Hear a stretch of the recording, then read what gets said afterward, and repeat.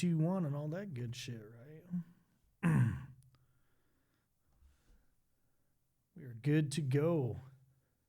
Ladies and gentlemen, we have Chris motherfucking Jewell in the house. Chris, thanks for coming on, dude.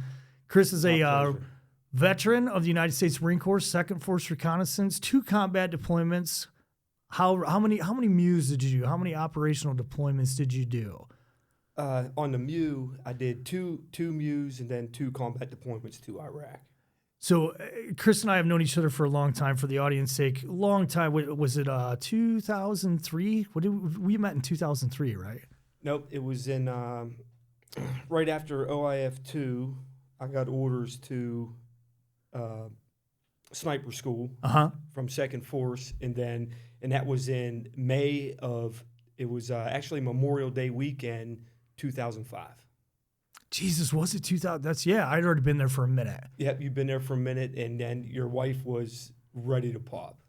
Yeah, with the middle one. Yeah, with Riley. No, with Madison. Oh, that's right. Yeah, with 2005. Yeah. Dude, I'm terrible with that shit, man. Because she was born in June.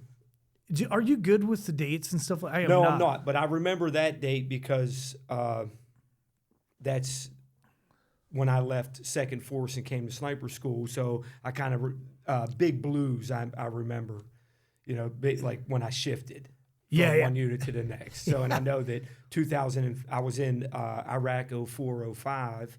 So when I checked into sniper school, it was the day before the weekend. So you guys are all on a 96. Yeah, we had 4 days off. 96. I seen your wife later on that weekend, and she was pregnant, and that's ready to pop, and she did within a month. Yeah. So then, and then I came in there. I met Chris Sharon in Maston. Yep. Yep. And I met those guys, and they said, "Oh, we're all going on this ride. You got a Harley, yeah." And then so I just keep on rolling it. So they take me down to the Harley Davidson shop in Quantico. Where would that be? Right outside the front gate there. Yeah, was it not Woodbridge, Triangle? Was Triangle. it Triangle? Yeah. Triangle. So we get down to Triangle, and they're like, "Oh, this is Dagan. This is our field skills guy here, or whatever." And you're like, "Oh, how you doing? I heard a lot about you. Second Force, this or that." Yeah. He goes, "Hey, sorry to cut it short, but we're going up to DC, up to the memorials and stuff, and you're coming with." Yeah, I did. Yeah. Yeah. You should come with. Yeah, you should come with. And I said, "Well, yeah, I'm coming." And actually, Craig DeWitt was with me too. I remember. If you remember. So Craig was a guy I served with in OIF 1 from 2nd Recon Battalion, and he's a good dude. And then so then we started riding motorcycles, and man, 95 was packed with them. Remember, it was Rolling Thunder.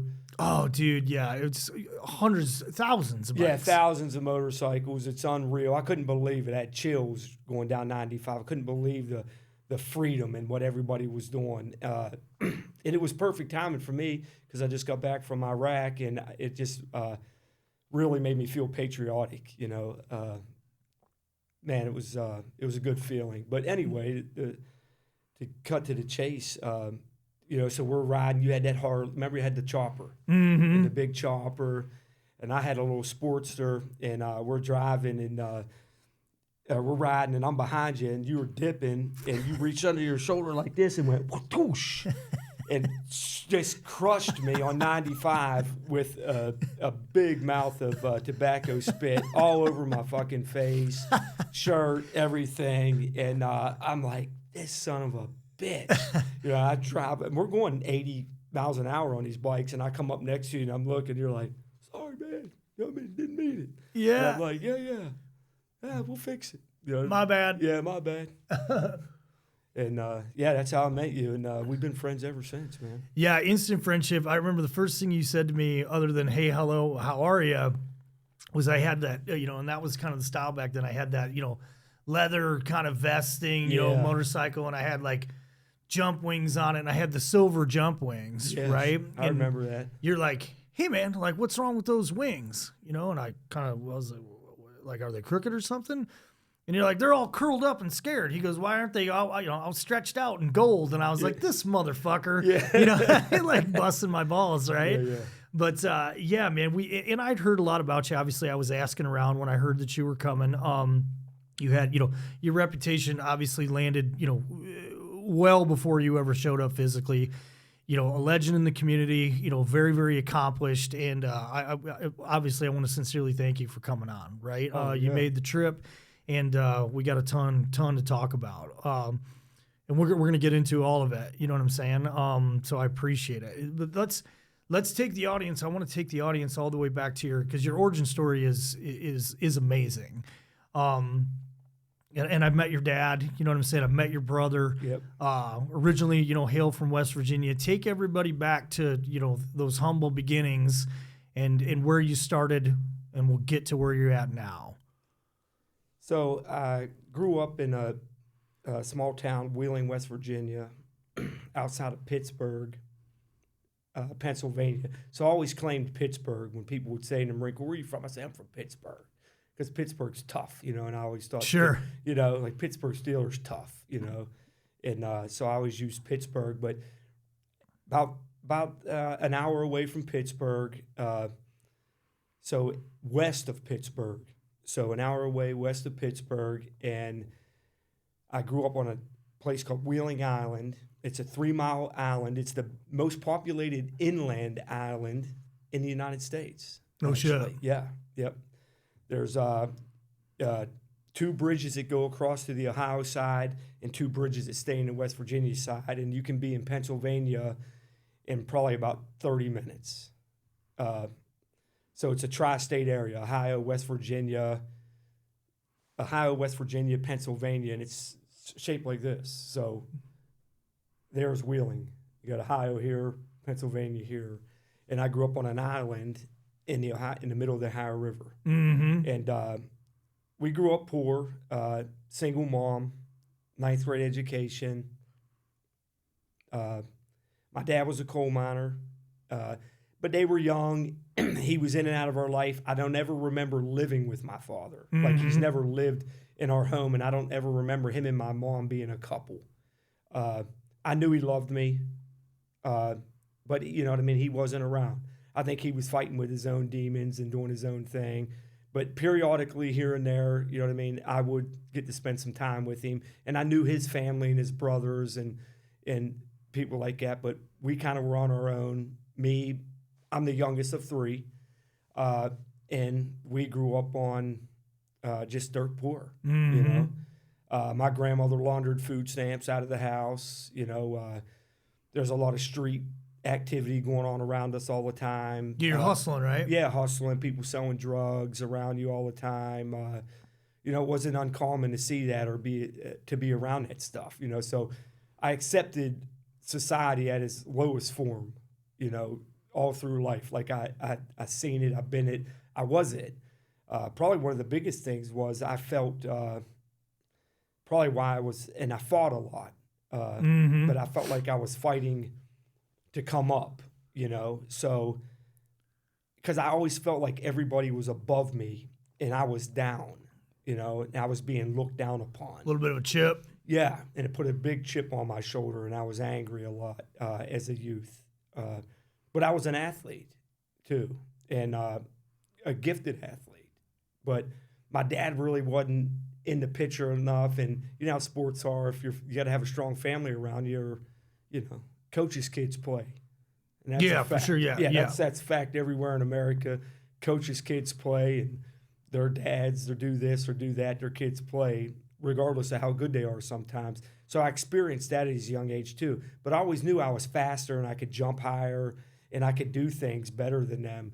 But I probably wasn't going to get the opportunity, And I knew that in my heart. So it pissed me off, I think, as a young kid. And I was always in trouble and just, really disturbed, And go ahead. Did you know that the area was rough?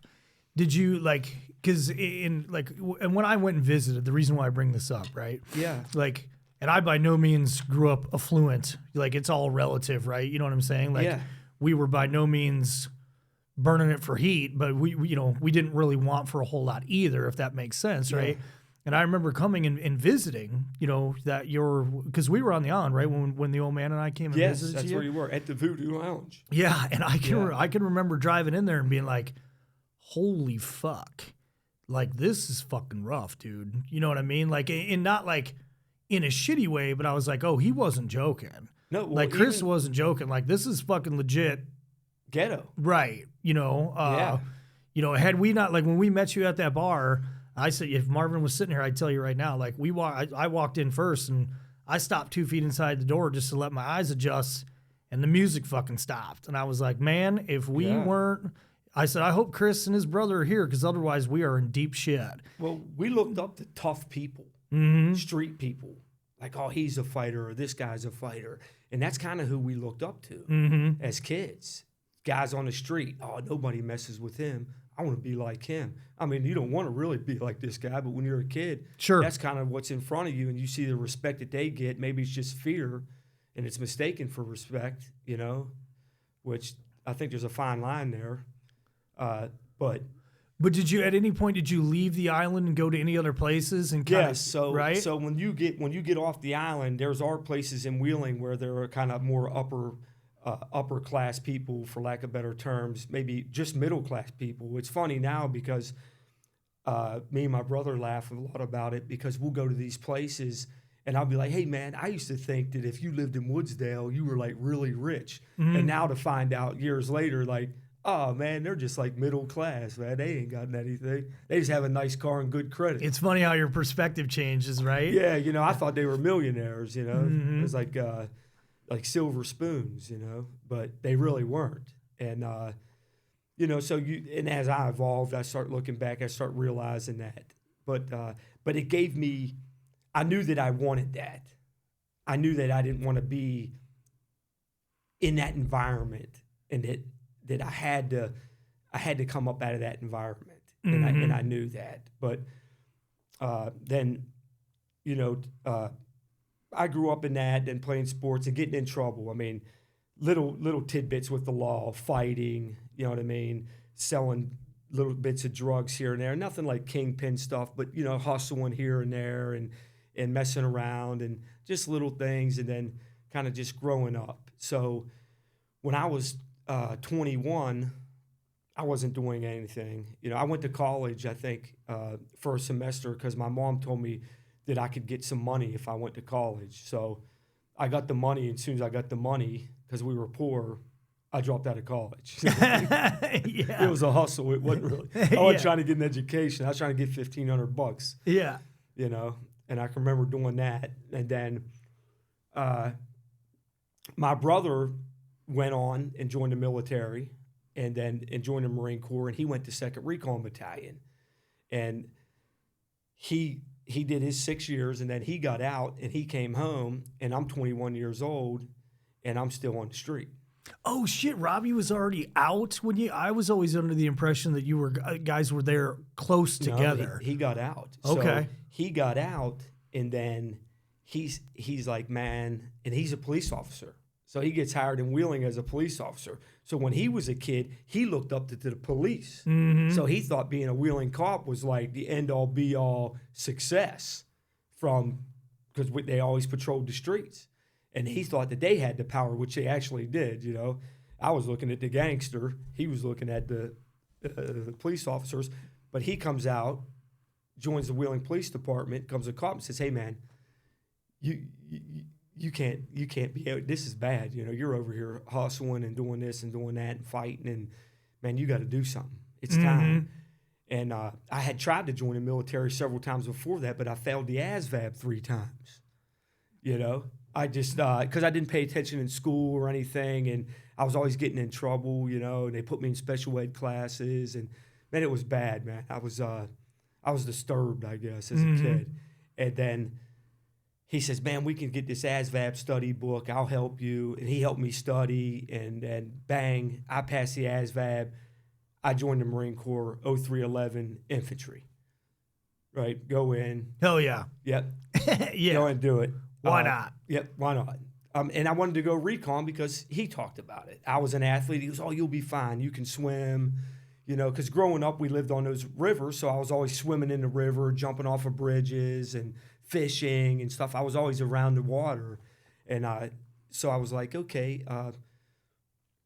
I joined the Marine Corps, go to boot camp. It was terrible. I was the worst recruit, I think, in the world. I never had been like yelled at like that or put in that position. Because if you yelled at me, I would punch you in the face. You know what I mean? Yeah, You didn't yell at me. Not in that constrained position. Right. Yeah, like, oh, stand here, yell at you, and I couldn't really I couldn't open up my locker because they're yelling at me, and I'm thinking, man, I've never had anyone stress me the fuck out like well, this. If they did, I would just fight them. Right. And I would just go to fight or flight, and right now I'm trying to flight, but I don't want to flight. I want to fight, and I can remember thinking that, like, and I do, and I remember looking at my drill instructors and thinking, man, I'll kick your ass. And if we was on the island right now, I'd dog you. You know what I mean? I don't care how long you've been in here. I'm good. I will whoop your ass up in here. But I couldn't, you know. And it was 3-on-1. There was 3 of them, you know. Oh yeah. So I made it through by the skin of my teeth. Boot camp, SOI, kind of the same thing. I was physically fit and I was tough and I could hump and do all these things. I wasn't a very good shooter, you know, because I never shot guns ever or anything growing up. So I was trying to figure out how to shoot guns, and I was just learning this, what was going on here. And then I go to School of Infantry, bang, I get orders at EI Company, Quantico, Virginia. And what's EI stand for again? Enlisted Instructor Enlisted Company. Instructor, yeah, the opposition forces for all the lieutenants going through training, you're basically dying with honor, right? It, infantry officers course. Yeah. And then the basic course, which is the 6-month basic course for the student, the officers. That's their like MCT, Marine Combat Training or whatever, right? Yep. Equivalent. And then they go to the infantry officers course, which is 3 months. Yeah, the good ones, right? The good ones. Yeah, right? Yeah. I shouldn't say that. Yeah. It's IOC is very coveted, right? Yeah, it's a great school. Yeah. And then the intel officers go there as well. Mm-hmm. They kind of kill 2 birds with 1 stone. Mm-hmm. But so I'm there and I'm thinking, man, I'm never going to make it to recon. They got me here doing this bullshit. What is going on? You know? And I'm going to the field all the time, OP4, ambushes, doing patrols, doing little recon patrols. We're actually doing recon patrols because they're doing in the defense, and we're attacking them, and as a line unit, and we're doing recon stuff and FOs and forward observers, and we're doing all this stuff. Man, I learned how to call for fire there because they had a real nice trainer. What's that trainer called? The CAS trainer. Yeah, yep, CAS trainer. Yep. Yep. And so we're getting to go there, and I can't remember was it Combined Arms Assault Trainer? Was that what CAS stood? I can't remember. CAS, Close Air Support. Close Air Support Trainer, but it was all encompassing, right? It was all those supporting arms. Because you would do like marking with it's all supporting arms. Like we did 81s, right? 81 millimeter mortars. You call 60. It's all the same thing, you know. It's just bigger bombs. It's funny how you after all these years you start to forget the acronyms. Like I still say the acronyms, but I'm like, what the fuck does that actually mean? Yeah, I know what it means. You know what I mean? But what's it actually stand for? The call for fire, right? So we go. So I'm learning this stuff as a private, and I'm doing these things, and I'm learning map symbols because they're using them. So we're using them, you know. So. And I'm learning all this stuff, and then I'm only there a year. And after a year, I get orders to 3rd Battalion, 8th Marines. Great. I'm on my way. So I go home, I can't remember how much leave they gave us, but I think we had like 30 days of leave, but I don't think I had quite 30 days on the books because I'm the new Marine, so I went home for like 15 days, and then I had to check into 3rd Battalion, 8th Marines. I check into 3-8. I go to 3-8. I'm in a line unit. I want to say it was Kilo Company, Kilo 3-8. And I go there.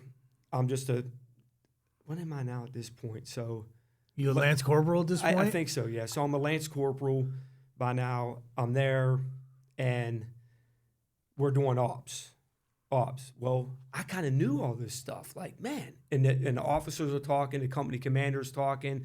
We're doing infantry stuff, and I know this stuff. And I'm like, man, I know this. And I noticed that the platoon commander, and I forget his name, but he was a young platoon commander, and he's like, Jewell, you're coming from EI company? You know this. Like, you know what I mean? He's including me because I'm kind of justifying him. You're talking the same language. You're talking at the same level. Yes, and he's a new platoon commander, and he's trying to get. And you got corporal squad leaders that think that they're the shit. You know what it is, and you got some guys that's been in 3-4 years that are in these line units, and it probably intimidated the lieutenant a little bit. But he was using me like and then so I had a good experience there. But my brother was at Recon Battalion, and he said, "Man, you need to go to Force. Don't mess around with Recon Battalion. I think you can go straight to Force." And he knew some people in the community still. So he called over there and said, "Hey, I'm going to get my brother an INDOC date, come over." So I go over there and I meet, I'm not going to say any names here, but I meet a guy and he's like, "Yeah, we're going to do the INDOC, and I knew your brother and this or that, and this is the date. You got to get this. You got to fill out this medical form." And there was some paperwork associated with it. You just can't show up. You know how the Marine Corps is. Mm-hmm. So I take the paperwork back. They fill it out.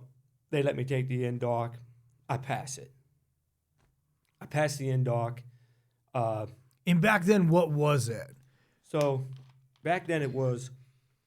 What was the indoctrination process, the screening? So you showed up the day before, and you got all your kit ready, and they briefed you, and you took a Nielsen-Denny reading test and a basic math test to see where you're at, you know what I mean, to make sure that you got the G2 to be here because the schools, and that's a story in itself. But so I passed. All that works out. Then you come back the next day and you started off, and I see if I can remember this correctly, and I know I'm pretty sure, I just don't know the order. So we were at French Creek. You took a PFT right off rip. Yeah, so 3 mile run, push-ups, sit-ups. Yep, 3 mile run, push-ups, sit-ups. But at the time, in the Marine Corps, you could kip on the pull-ups. Oh, sure, yeah. But at the INDOC, you could not. Mm-hmm. So Force Recon, you had to do dead hangs. And I remember thinking, what? I did them, but I was like, man, I'm used to kipping, and I never really knew that. So that was something that got me, but I did them. And then I was like, man, that was hard, And you do that, and then from there, you would put your swimmer's bundle. You had a swimmer's camis and stuff, and you stuck them on the Humvee, and you had to run to the pool. Mm-hmm. And I believe it's the Area 2 pool over by the theater. And as a crow flies, it may be a mile and a half, but, they didn't do the crow fly. Sure. They took you the back way. Now, I don't know where I'm at all. So and they wrote a number on your forehead, and they wrote the numbers on your hand. So I was like number 8. And I'm running, and you're just following a rabbit, and I'm thinking, he's flying. Yeah. And we just got done running a PFT, and I'm like... And I remember thinking, where the fuck are we? Where is this pool?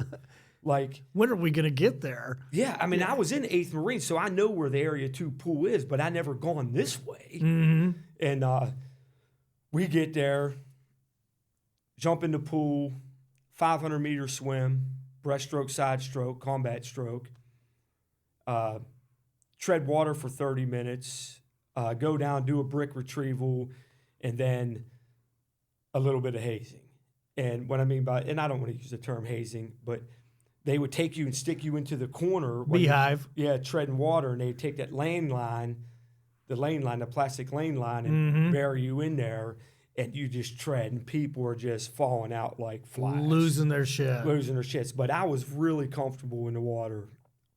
Really comfortable, and it didn't bother me. So I was... I was really strong there, and got out of there, got up, took your stuff off, and then you run back. Well, they went a different route on the way back, and now I'm spent. I'm thinking, man, this is brutal.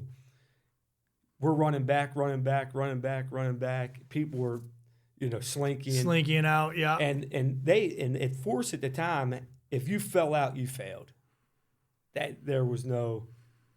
They didn't. It was a small unit then, and its Second Force at the time, I believe, was just the baddest ass fucking place on planet Earth to be in any realm, in any place.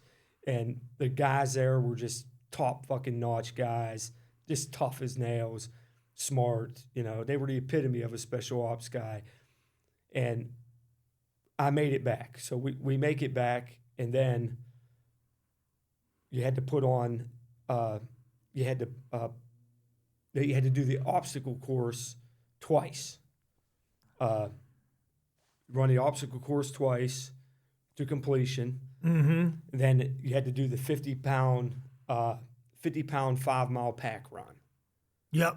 That was the last thing. And each guy had, there was a guy that was running with everybody to watch you at this point, probably for safety. And man, was that brutal. Yeah. It's a long day, dude. Yeah. And, and I remember with that pack thinking, motherfucker, this thing hurts. Yeah. This thing is sucking the life out of me.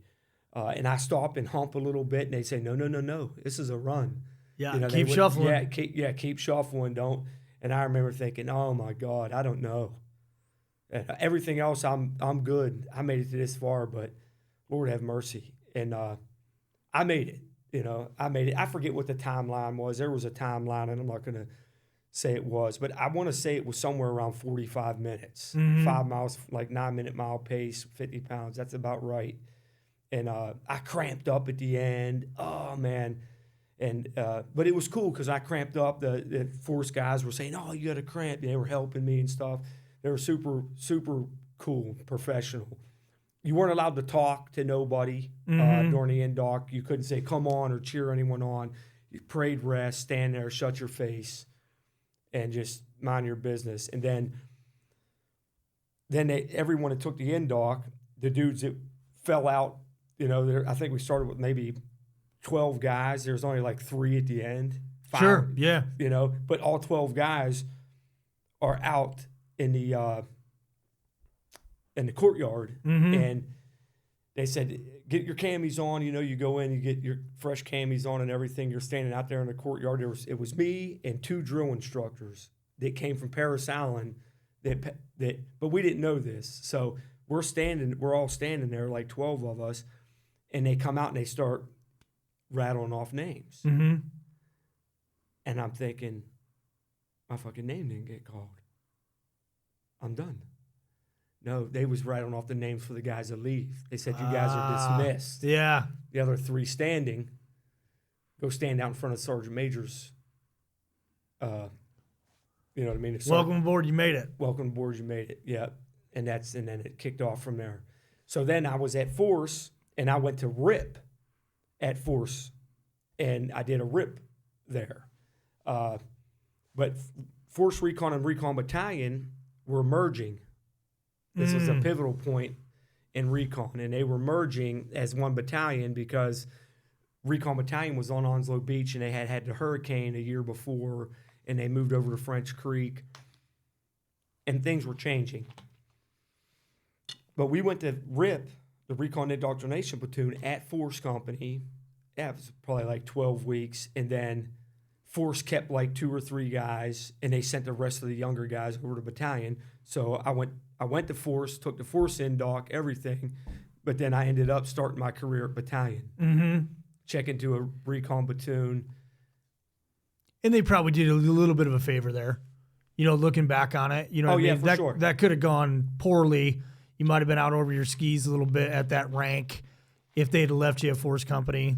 Yes, no doubt. No doubt. I wasn't mature enough to be there. I was all bronze, no brains. Mm-hmm. I still was dealing with emotional stuff. I was a kid, immature, and they knew that. Those guys are smart enough to know that. They kept the mature guys, not necessarily the tougher guys, but more well-rounded. Mm-hmm. And then we went over there, and I went into a platoon and got into the MEU workup, or went to jump school went to basic airborne, got into a platoon. Then we did a sub-op.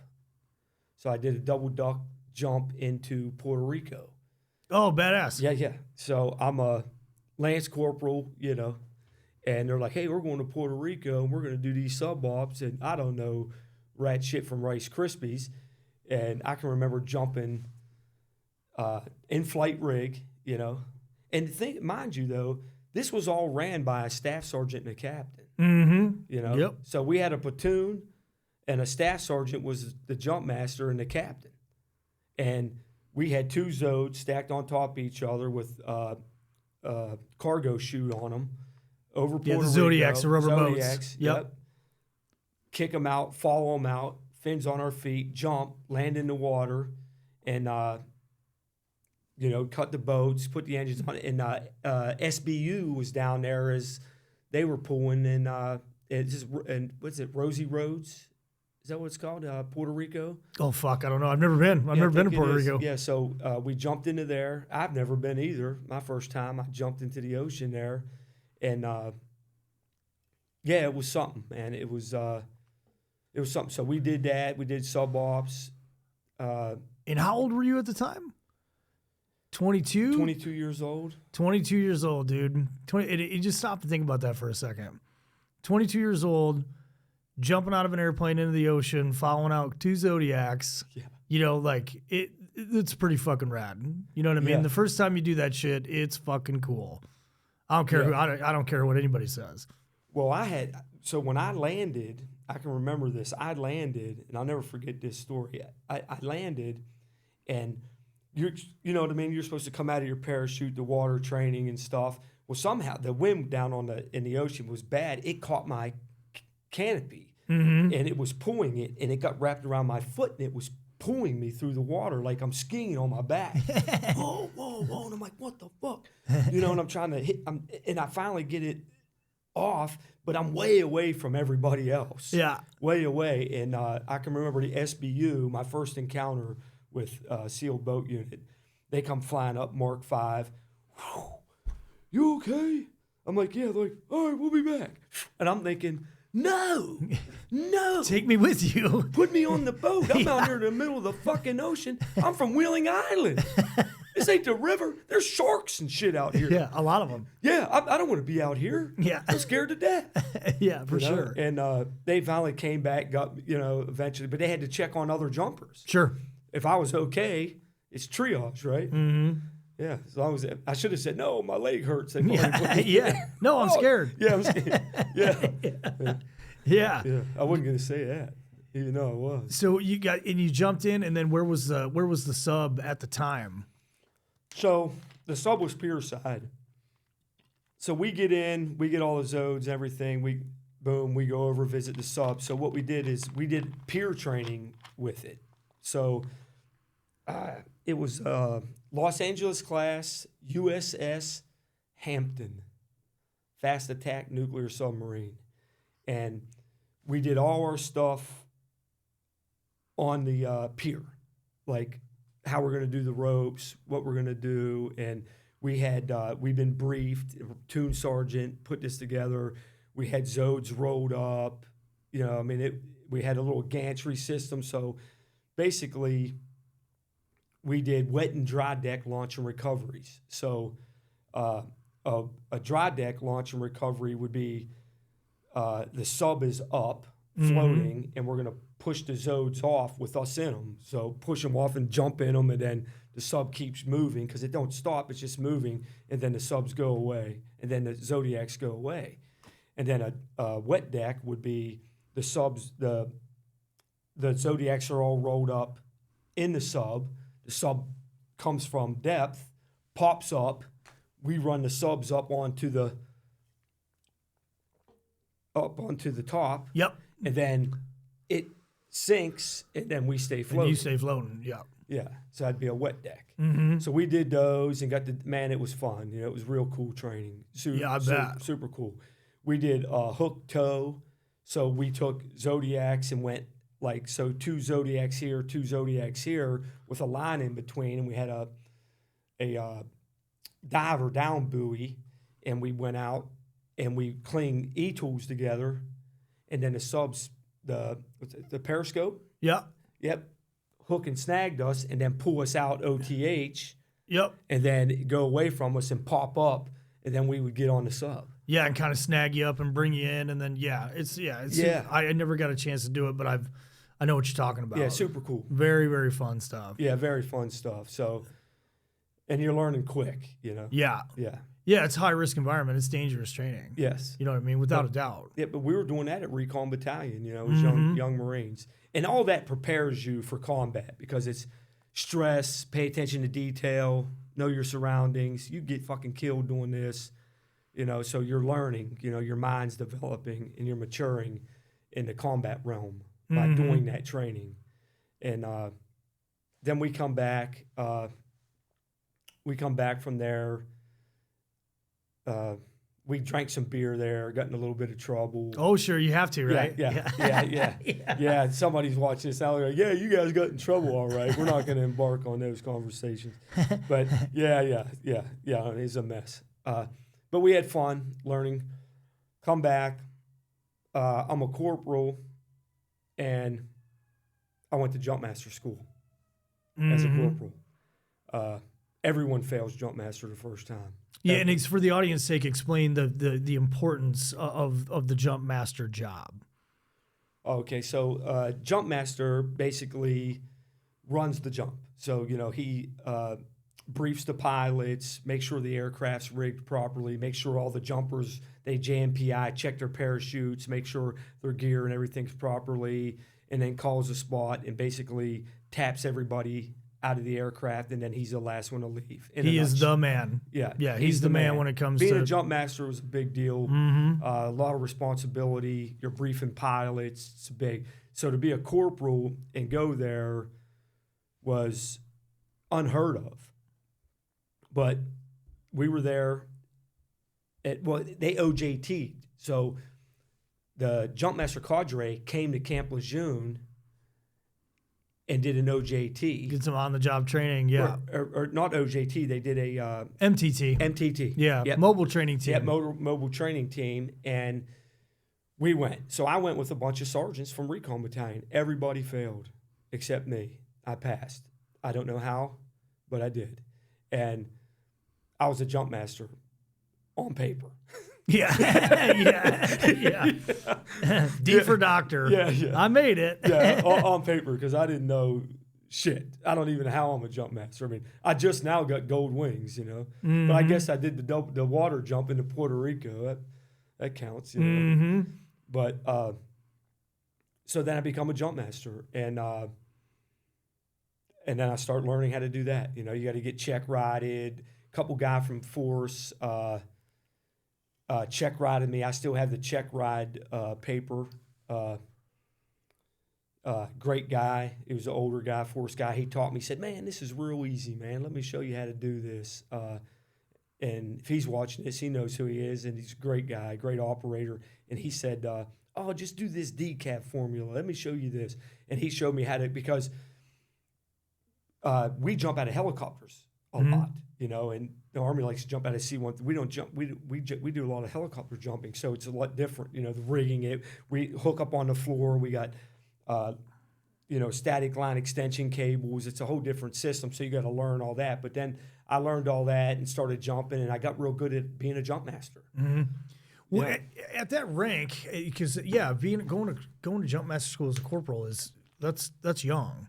You know what I'm saying? I think I know for a fact at that time I was the youngest jump master at 2nd Recon Battalion and Force, maybe in the entire recon community. Yeah, I believe it. Yeah, I mean it's almost unheard of, right? And so you had to have some solid mentors.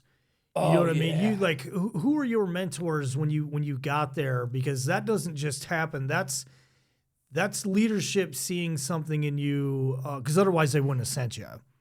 You know, does that make sense? You know what I'm saying? Like, now, of course, there's a chance where it could have been like, hey, there's an open spot, just fucking fill it with somebody. But anytime you fail something like that, it looks poorly on the unit. So you had to have people above you that were kind of shaping and molding and mentoring you as you went along. You're right, but I can't put my finger on it because I never really known who that was. You know what I mean? Because I felt like all I got at recon was a hard time. You know what I mean? You're a boot, Sure. roper, Yeah. lead sled, wings are you know what I mean? Like, when do I ever get to wear the T-shirt and hang out in the lounge? Right. You know, because if I go in that lounge, I'm still getting thrashed, fucked with. Mm-hmm. You know, just always. You know, you're a roper. You know, and that mentality, you were nothing. You had to earn your right here. And when I passed jump master school, though, that kind of gave me a rite of passage. Oh, sure. It's mad respect. Yes. Yeah. Like Without a doubt. a lot of people started treating me a little bit different. Like, oh, this dude's a jump master. I failed that school. Or I know dudes that failed that school 3 times. Yeah, 100%. Yeah, but this dude's a jump master. And then my platoon sergeant got relieved.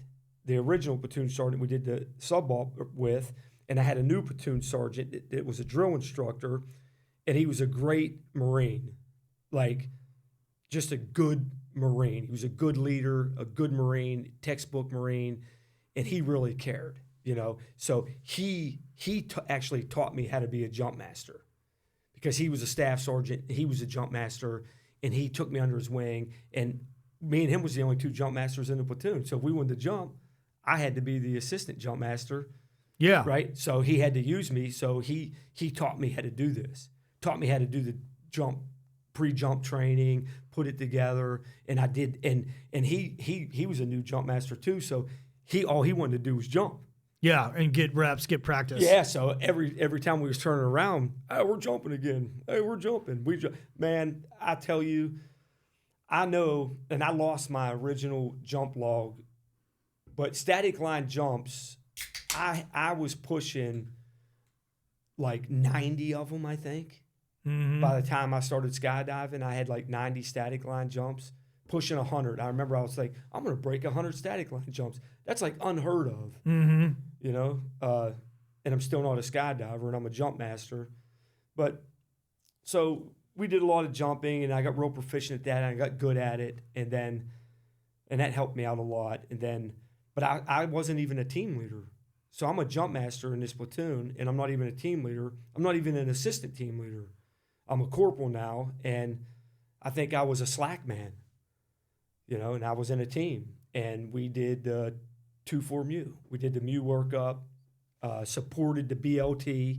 Yeah, the battalion landing team. Yeah, we supported 8th Marines, and we did a standard MEU deployment, 2-4 MEU.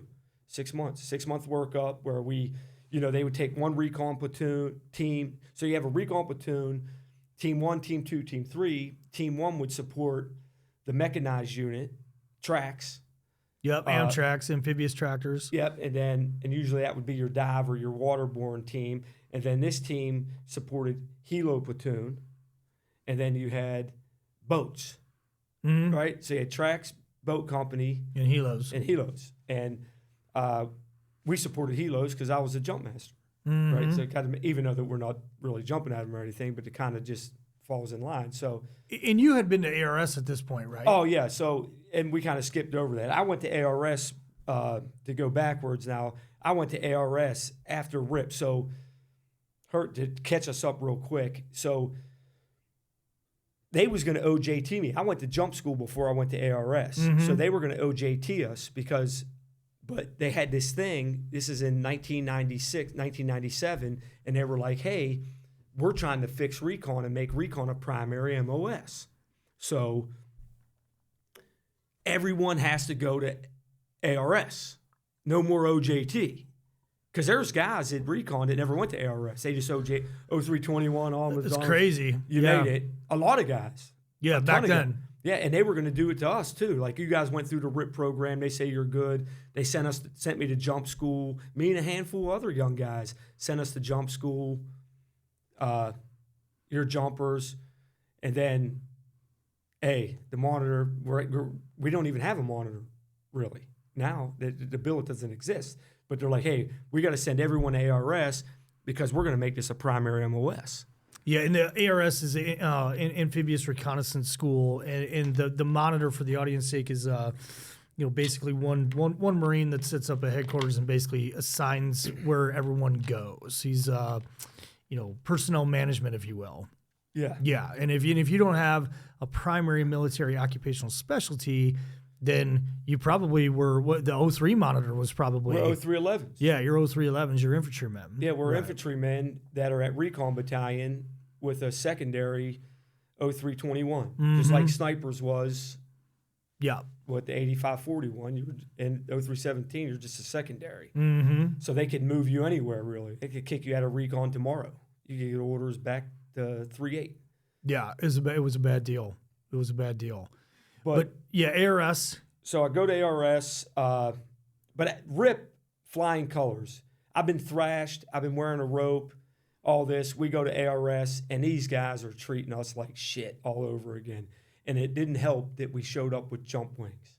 I'm sure not. Yeah, I'm sure not. That's why I was like, wait a minute. I was like, RIP jump school. Yeah. Where did ARS go? Yeah. So we fumbled through that school, man, and I think I was broke down physically at that point, and man, it was just a hard time for me. I actually graduated with a 79%. Mm-hmm.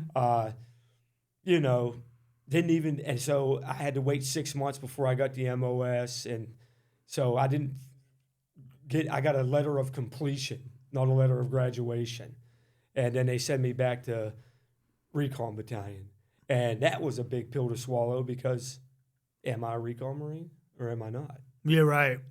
And now I'm still kind of a roper, and man, that was a real hit in the gut, and it was just, just the circumstances and things. And so anyway, I end up doing the float, I end up staying there. And then after 6 months, autonomous, you're an 0321. And oh, by the way, it's a primary MOS now. And I'm like, no shit, it's a primary MOS. And I got promoted to sergeant. I was going to say like that. Like that, bang. Yep. Everyone that's a corporal is a sergeant now, like to make it fit, personnel wise. So now I'm a sergeant, and they gave me an enlistment bonus of $21,000. Oh, sick. Yes. So I said, well, I guess I am, and they give me $21,000. I guess I am 0321, regardless of what that fucking certificate says. Yeah. Hey, the bank account says I'm a Recon Marine. Yeah. So, yep. So that was over, and now I'm there. I do that float. We do the float. We do a lot of training, Greece, a lot of time in Spain, Libo cruise. Sure. Booze cruise. Yep. We do some training. We get Libo, fighting, drinking, the whole nine. No war. This is peacetime. Come back from the float, get in another platoon. They do school phase. Go to sniper school. Now I'm in another platoon. Now I'm a team leader. Mm-hmm. Sergeant, team leader, learning how to be a team leader. I'm hitting schools up. I go to sniper school. You went to Second Mardiv Sniper School, correct? Yep. Fail. Hathcock Range. What'd you fail? Not that that's uncommon. I'm saying, what did you fail particularly? Concealments. No shit. Yeah, so and there's a story on that. So I passed stalks.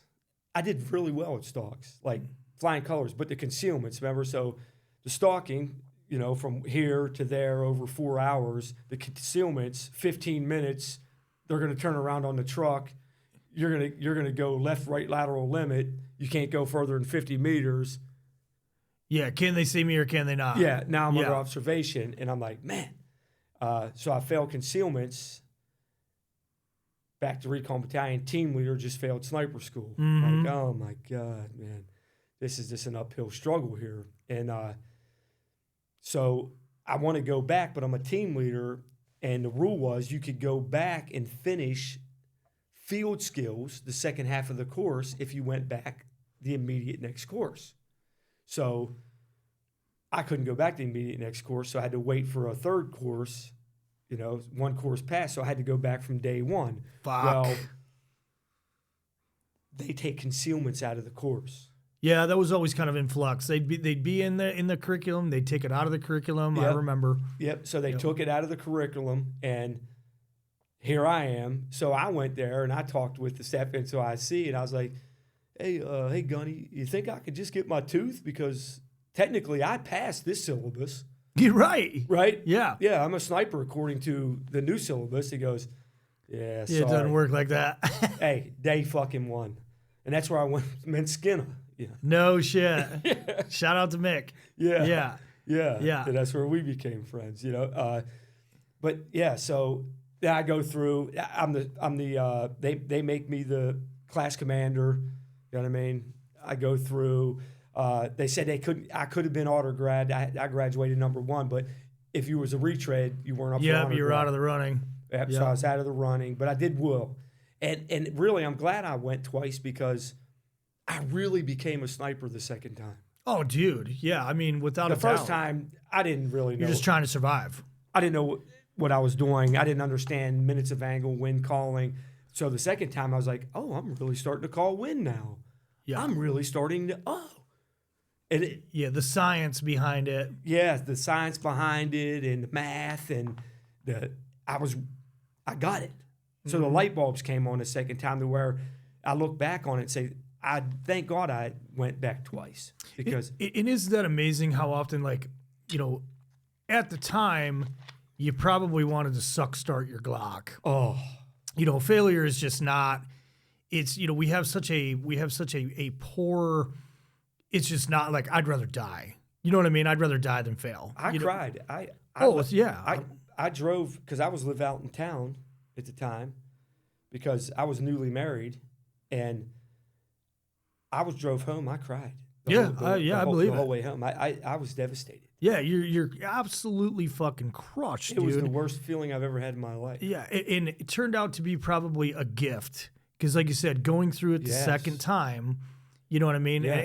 And now you're, you know, that much closer to becoming a master at it, or as close to a master of it as you can be. Yeah. Right? Because you got that, you know, what looked like the end of the world ended up being, you know, a gift in hindsight. Yes. Same thing with Quantico. Mm-hmm. Same thing with, you know what I mean? All of it. I mean, it just, the failures is the reason why I eventually evolved into the Marine I was. Mm-hmm. And it made me a better leader. It made me more compassionate, made me more understanding in what it takes. And yeah, I really understood the craft. So sniper school was always my favorite one because then once I graduated that, I was happier when I graduated sniper school than any school I ever graduated, ever. Because I knew that, well, I'll just go to a state platoon. You know what I mean? I could do this. I've got a plan B. Yeah, I could do this anywhere, right? Yeah. I'm on the map, you know? And the cool thing about it is I became a great team leader after I was a sniper. And I never would have been as half a team leader I was because I learned so much about mission planning at sniper school, so much about concealment and that we weren't learning in ARS. ARS, you just went there and got your teeth kicked in. Yeah. And then you learned shit. Yeah. I had shin splints. You know what I mean? Yeah, they're just breaking you down, trying to make you quit. And a bad case of hemorrhoids. Yeah. Yeah. Yeah. And sniper school, I had shin splints and a bad case of hemorrhoids, but I actually knew some shit. I was learning. Yeah, I was learning shit. That's like a good trade-off. Yeah. Yeah. I can relate. Obviously, I went through First Marine Division Scout Sniper School, and you know, graduated with literally the skin of my teeth. You know, which is a story unto itself. But you know, I got out of it. And I'll say this, and it none of this is, you know, disparaging against the cadre. It was just the curriculum at the time. Yeah. Was they were teaching you, but the amount of, you know, physical abuse, so to speak, like the attrition, it made it hard to kind of retain, you know. And so when I graduated, I was like, man, I graduated, and I know I could run through that brick wall over there if somebody told me to, but do I really know what the fuck I'm doing? I'm not sure. Yeah. You know, it wasn't until I got to Quantico and obviously started teaching it, you know, 4 or 5 years later, whatever it was, you know, and your platoon time, like you're teaching yourself, but it wasn't really until I started teaching it at Quantico where I felt, okay, now I know this inside and out. Yeah. You know what I mean? Now I know backwards, forwards, upside down, you name it. Yes. You know what I mean? And because there was so much at Second Marine Division, at First Marine Division, man, they they really wanted to make it rough on you. It was not pleasant. No. It was not a pleasant experience, you know? Yeah, you know, like, yeah. So I'm And there was tracking. a little bit of keeper of the shield there too, because the small community, if they didn't like you, they just got rid of you. Yeah. Yeah, without a shadow of a doubt. You just failed. If they didn't think you were going to be an asset to the community, it didn't matter if you had 100% and you were nailing everything. They were going to find a reason. They will bust you on stocks. Yeah, they'll find a reason. Yeah, they'll get you. Mm-hmm. Yeah. Yeah. And you're really vulnerable too. Oh God. Yeah. Yeah. You're helpless. Yeah. I like. You're literally a little piggy. I've never. A little piggy. My anxiety on a daily basis. Oh, it's horrible. Because you could be you could be mid chow, one fork to the next, and all of a sudden you're like, oh, you're gone.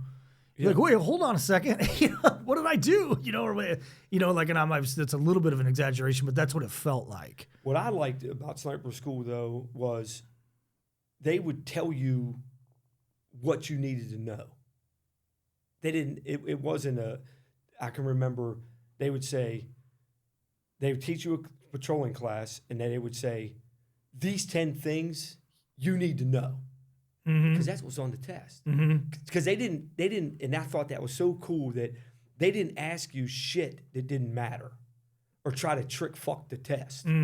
They said, I want you to memorize these 10 things for the rest of your entire life. Yeah. Yeah. So they teach you those 10 things, and then they test you on those 10 things. And ARS didn't seem to be that way. You know, ARS seemed to be like, well, here's the fucking book. And you're like, what's the test? Yeah, right. Exactly. Yeah. But the test at ARS was abadabakaba, ABC, multiple choice. The test at sniper school was right out. Yeah, handwritten. Yeah. But you knew it, though. They made sure you knew it. Yeah. Yeah, so the level of instruction, and that's when I really knew, and not to take away from recon, because I'm a recon guy at heart, to my death, to my core, and I still am. But I remember thinking, man, these snipers, they really they understand this shit, man, more so than anybody. And it was, I would venture to say, one of the few places where you could fail for academics. You know what I mean? Like, you could fail for academics, and not very many people obviously did, because you studied. You memorized it. Yeah, they make you memorize it. You know, right? But it was, and I'm not saying that you couldn't fail academics at BR, Basic Reconnaissance course or ARS, but the level of curriculum was not the same. No, it was a much steeper level of curriculum, in my opinion, at sniper school than it was BRC. Oh yeah, like patrolling too, like the remember the op orders, the detail, and was, man. You wrote 3 of them. Yeah. 100 pagers. And you had to write out all the SOPs. Yeah. You couldn't say as per SOP. Yeah. Yeah. You had to write them out every time. So your whole weekend, that's all you did. Oh. Was right. Yeah, all of it. Remember that? And then the overlay had to be done a certain way. And I really learned how to patrol and be, like I said, I learned how to be a Recon Marine, honestly, at Scout Sniper School. Yeah, and I think people would agree with that. For sure. You know what I mean? Any sniper would. Yep, yeah. I think people would agree with that. And, it's such a strange anomaly in both communities, because most of the stay guys in the battalions, they want to go to recon eventually, right? And then everybody in recon battalion, what's the most coveted school? Everybody wants to go to sniper school. Yeah. Right? So it's almost like that grass is greener type shit, you know what I mean? But yeah, it definitely makes you a very, very well-rounded infantryman. Yes, for sure. So then that's what kicked it off, and then I became a sniper and a team leader, and I was supposed to go on a float, and my wife at the time was pregnant, and she was having issues, and I couldn't float. So I had to go to the platoon and say, hey, I got this. They said, you got to get a letter from the doctor or whatever. We went, said, hey, she's a high-risk pregnancy. The MU commander, which was, at the time, was Lefevre. Yeah, I think he eventually became a general, I believe. But he said, oh, no problem. What a great commander. He says, yeah, your wife's high risk. You know what I mean? Stay back. We'll catch you on the next one. it's to go back, but I already had a run-in with lieutenant colonel, because when I was at 3-8, I passed the INDOC and I had to do a lat move. I had to do what is it called? I had to do a lat move to go to force company. So I had to submit that all the way up through your rank. And my first sergeant told me no, that he wasn't going to sign it. Well, then I called over to force company and talked to the guy and said, hey. Backdoored him, so to speak. And I said, hey, they're telling me I ain't going to be able to do it. He goes, bull crap. He goes, they can write whatever they want on the lat move, but they have to send it through. Mm-hmm. It has to go all the way to headquarters Marine Corps. And I got the monitor on point right now because they knew that they was going to become a primary MOS anyway. So they were prepping. Yeah. So it went all the way up to the battalion commander, and then I had to go up to see the battalion commander. And he said, request mass. So I said, I'm going to request mass. I didn't know nothing about it. So they just took me up to the battalion commander and put me in there. And I sat down, and it's Lieutenant Colonel Lefevre. Oh, no shit? Yes, and he's sitting there, and he goes, sit down. You know, I'm Lance Corporal, and he's like, why do you want to go to Recon? Force Recon. I go, my brother was a Recon Marine. He goes, that's all you had to say. Have fun. Have a good career. Look forward to it. As soon as I told you my brother was, like, that family must have meant something that, you know what I mean? He's like, nope, done deal. Yeah, that's awesome. Enough. That's awesome. Yep, and then set me out, and I walked by, and bang, I got my orders, and I went to force. So, but then the MEU commander. Same guy. Hey, I'm here on the float. Now I've got gold wings, sniper, sergeant, been doing it. I had to go see him, and he says, hey, how you doing? Looks like you're doing pretty well. He remembered, I remembered. No problem. I know you're a hard charger. We'll catch you on the next one. Go take care of your family. That's awesome, dude. Bang, yeah. That could have easily gone the other direction. Yeah, but the same guy, same leader. What a leader, right? What a leader. Great guy. So then I go, I leave, but then I'm not going to use names, but another guy, platoon sergeant, said, hey, man, I'm getting a platoon together. I know your wife's about to have a baby, but we ain't leaving for a while. I want you to come be a team leader here. All right, cool. I go to team leader there. He's like, hey, man, you need to go to dive school. You'll never be a Recon Marine unless you go to dive school. Bang, go to dive school. You know, and then, which is another fun time. Yeah, fun time. Go to dive school, come back. I went to McQuist first. Sure. So I'm a Marine Combat Instructor, Water Survival. And then he's like, man, you can't be a McQuist and not be a diver. That just don't make no damn sense. You can't be giving divers swim quals.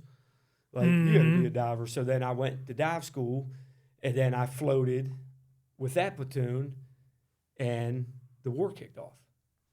Yeah, the invasion. The invasion, yes. Yep. So now I'm on the 2-4 MEU. It's a 9-month deployment. We did some operations in Kosovo on the Serbian border and stuff. Real world ops, just RNS type stuff. Good training. The war kicks off. The MEU, 2-4 MEU, goes ashore. We do nothing. Were you guys in Iraq or Afghanistan at that point? Iraq. Yeah, okay. Yep. So 2-4 goes into Iraq. They get a little bit of battle space, I think, here and there. We're kind of at little gas stations, this, that, the third, you know. Don't do a whole lot. Really nothing. Now, you're hearing about fighting going on in Azaria in different parts. And I remember being a Recon Marine thinking, man, we're just sitting out here in the damn. I was going to say, it begs the question, right? Like, what a special type of hell. You know what I'm saying? Yeah. Especially when you're at the pinnacle, you know what I mean? You're at the pinnacle unit, you know, or a pinnacle unit in the Marine Corps, and you're in a combat zone. Yeah. For no fault of your own, just picking your ass, basically. Yeah. You know, God, that fucking blows. Yeah. But before that, obviously, the workup, before we went to the war, so we went through the RNS course, the Recon and Surveillance course, the Urban Sniper course. We do the whole MEU, Force is doing the CQB stuff, and we're going to places in Georgia and different places, and we're taking shots out of buildings. Great training. Great training. Best training I've ever done. And that MEU workup and that SOTG workup was phenomenal. Absolutely Special phenomenal. operations we're training taking group. live shots and initiating raids and working with Force, and they're fast roping in on buildings. And man, I never got to see that. And we're getting treated really good. And I feel like when we went into Iraq, we were trained. Like, I was ready. Like, man, I've been all the way from Quantico at the cash trainer to all these schools and SOTG. I'm as ready as I'm going to get. Man, I'm chomping at the bit. I'm a team leader. I'm confident. I know my fucking craft. And I'm belt fed, you know. I'm ready. Tough as nails. Probably, how old have I been? Man, I had to be, 29 years old maybe. Oh, no shit. Yeah, 28 years old now. I'm ready. We do nothing. It's so brutal. It's so fucking brutal. Oh, my God. Yeah, that would be fucking awful. Yeah. And my wife's pregnant again and has a baby while my son, my second child, CJ, while I'm out on the water. The war's kicking off in heavy. We're ending an deployment. We're getting ready to come back. They're going to fly me back on advanced party. Well, they take me off the boat. So we go back to the boat after the war. We're all going home. We were out 9 months, extended because of the war. I go to Kuwaiti Naval Base to catch a plane to fly back advanced party so I can get home early because I have a newborn.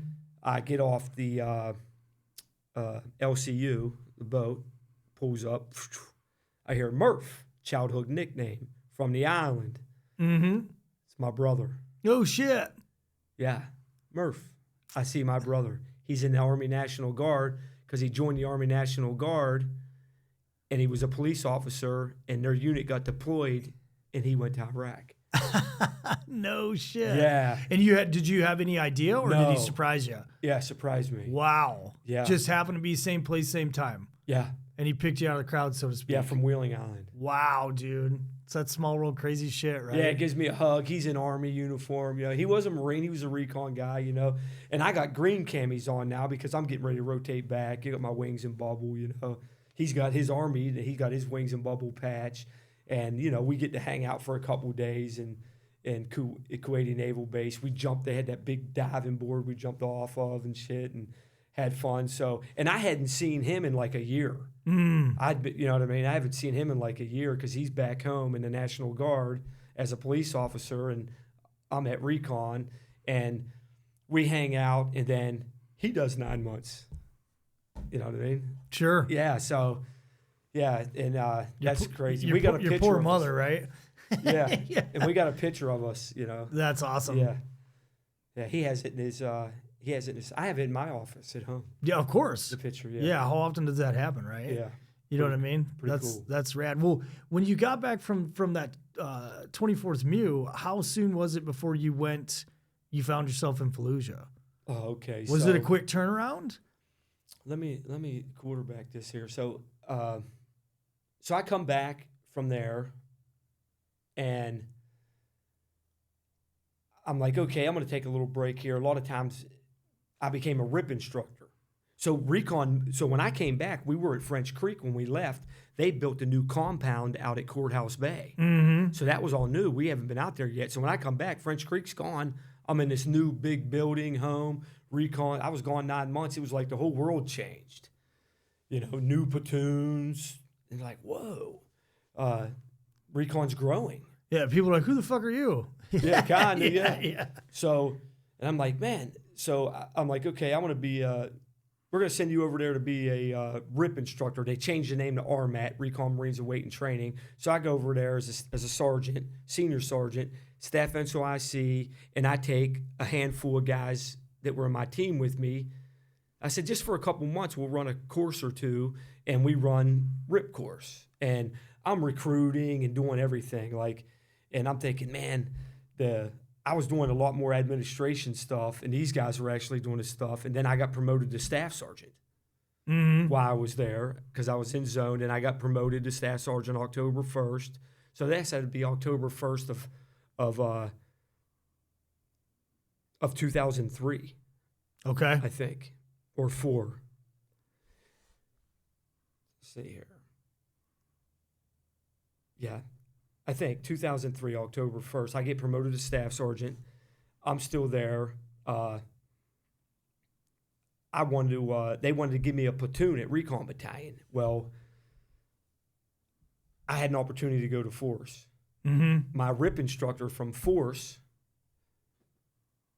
came back from wherever he came back from and took over a Force platoon. He said, "Joe, what are you doing?" And I was like, "I'm over here at Recon Battalion." He goes, "Why don't you come over here to Force? I need a team leader putting this platoon together. We're going to go back to Iraq." And I was like, Sold to the Radium Red. So I go over there with him, and now I'm in Force Recon Company, and I'm a team leader again, and Force Recon now. And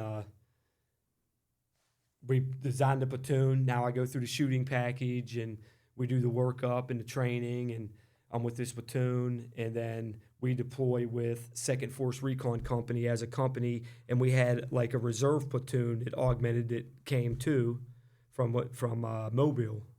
Mobile, Alabama, yeah. Yeah, what unit's that? Fourth? Fourth. Yep. Yeah, so Fourth Recon. Yep. So they had a platoon or two that came, and we made a company because we still had they still had to do the MEWs. Yeah, the Marine Expeditionary units don't stop just because there's active conflict. You had MEW platoon, and then Force went over as a company, and they still had platoons back that were doing the cycle. You had one coming back. You had one in the workup, one on deck, and one coming back. Right? So there's 3 platoons in that cycle.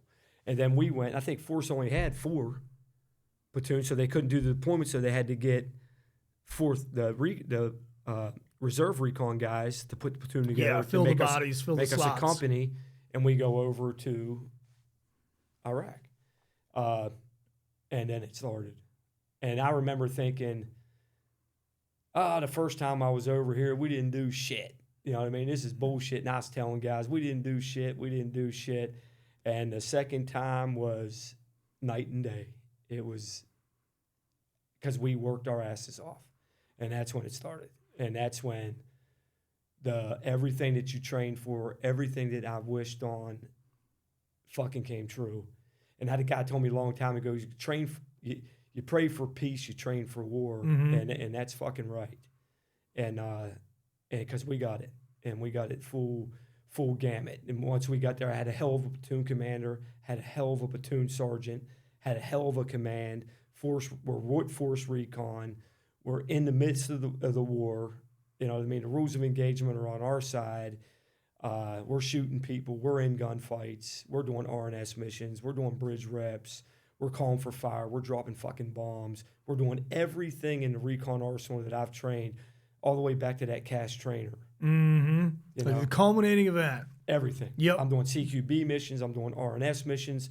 I'm doing sniper missions. I did a bridge rep. I mean, unbelievable the mission set and what we were doing over there. And we were getting busy. Guys were getting shot. Purple Hearts were getting added. It was crazy. And we were in oh man, and this is where I draw blanks, but we were in a different part of the country. We were on around the Syrian border. There's a town close to the Syrian border there. And I can't recall what the name is, but we were doing a lot of work around there and a lot of DA hits. You know what I mean? A lot of direct action hits and a lot of sniper Overwatch stuff. And I remember going into the COC there, and the infantry was in there, and they had, man, there were so many guys getting blown up, just vehicle after vehicle after vehicle, fucking ID, and I'm thinking, what the fuck? What are you guys doing? And I remember sitting there with my platoon commander, platoon sergeant, and he's like, man, you know what we need to do is, I had a great platoon commander and great platoon sergeant, and they were like, man, we need to go out there and, because one of the rules of engagement was if you had a digging utensil, that was a weapon. Yeah, good green light. Yeah, green light. And They said, we're going to go out here and we'll just start overwatching this road. And if they start digging IEDs in, pop them, they'll stop. And it works. You know, and then we started kind of doing that stuff. And we were just doing, you know, mission after mission like that. And then we'd come back and do some CQB stuff and do more of that. We did some vehicle takedowns, did a few hits. Who was feeding you at the time? Who was feeding you your target packages? Like what was the driving, you know, the overall? You know, that early on, I don't know who was. I was kind of... I mean, maybe not privy to that at the team leader level? Well, I think I could have been, but I was concerned with more of my job on the ground. Like, hey, you're going to insert here, you're going to patrol to here, you're going to overwatch this area, I'm going to extract you in 24 hours. Cool. You know what I mean? Yeah, the why is kind of irrelevant. I don't care. Yeah. These are your rules of engagement. I have to do this. And I'm serious, you know what I mean? I'm focused on this. I'm just going to play my position and we're working. And I'm sure they were getting it. I'm positive there were CIA guys or there was intel people around there. And that's where they were getting the packages from. And we also had a full bird colonel there. He was the CO of Second Force. So we were there as a company, you know, so they were getting it from somewhere, wherever they were getting it from, and feeding it down to us. And you figure the commander at Second Force at the time, I mean, he had came from Orange, you know, I mean, he this guy's been around the block a little bit. Yeah. So they knew what they were doing and they were getting it. And the target packages and folders, and we were briefing them. It was all new though, man. So sure. Yeah. You know, sure. And I understand. And like, you know, I had this, you know, we had this conversation over the past couple of days as we were hanging out. It's like, you know, I never knew like the names of the operations. I never knew the dates.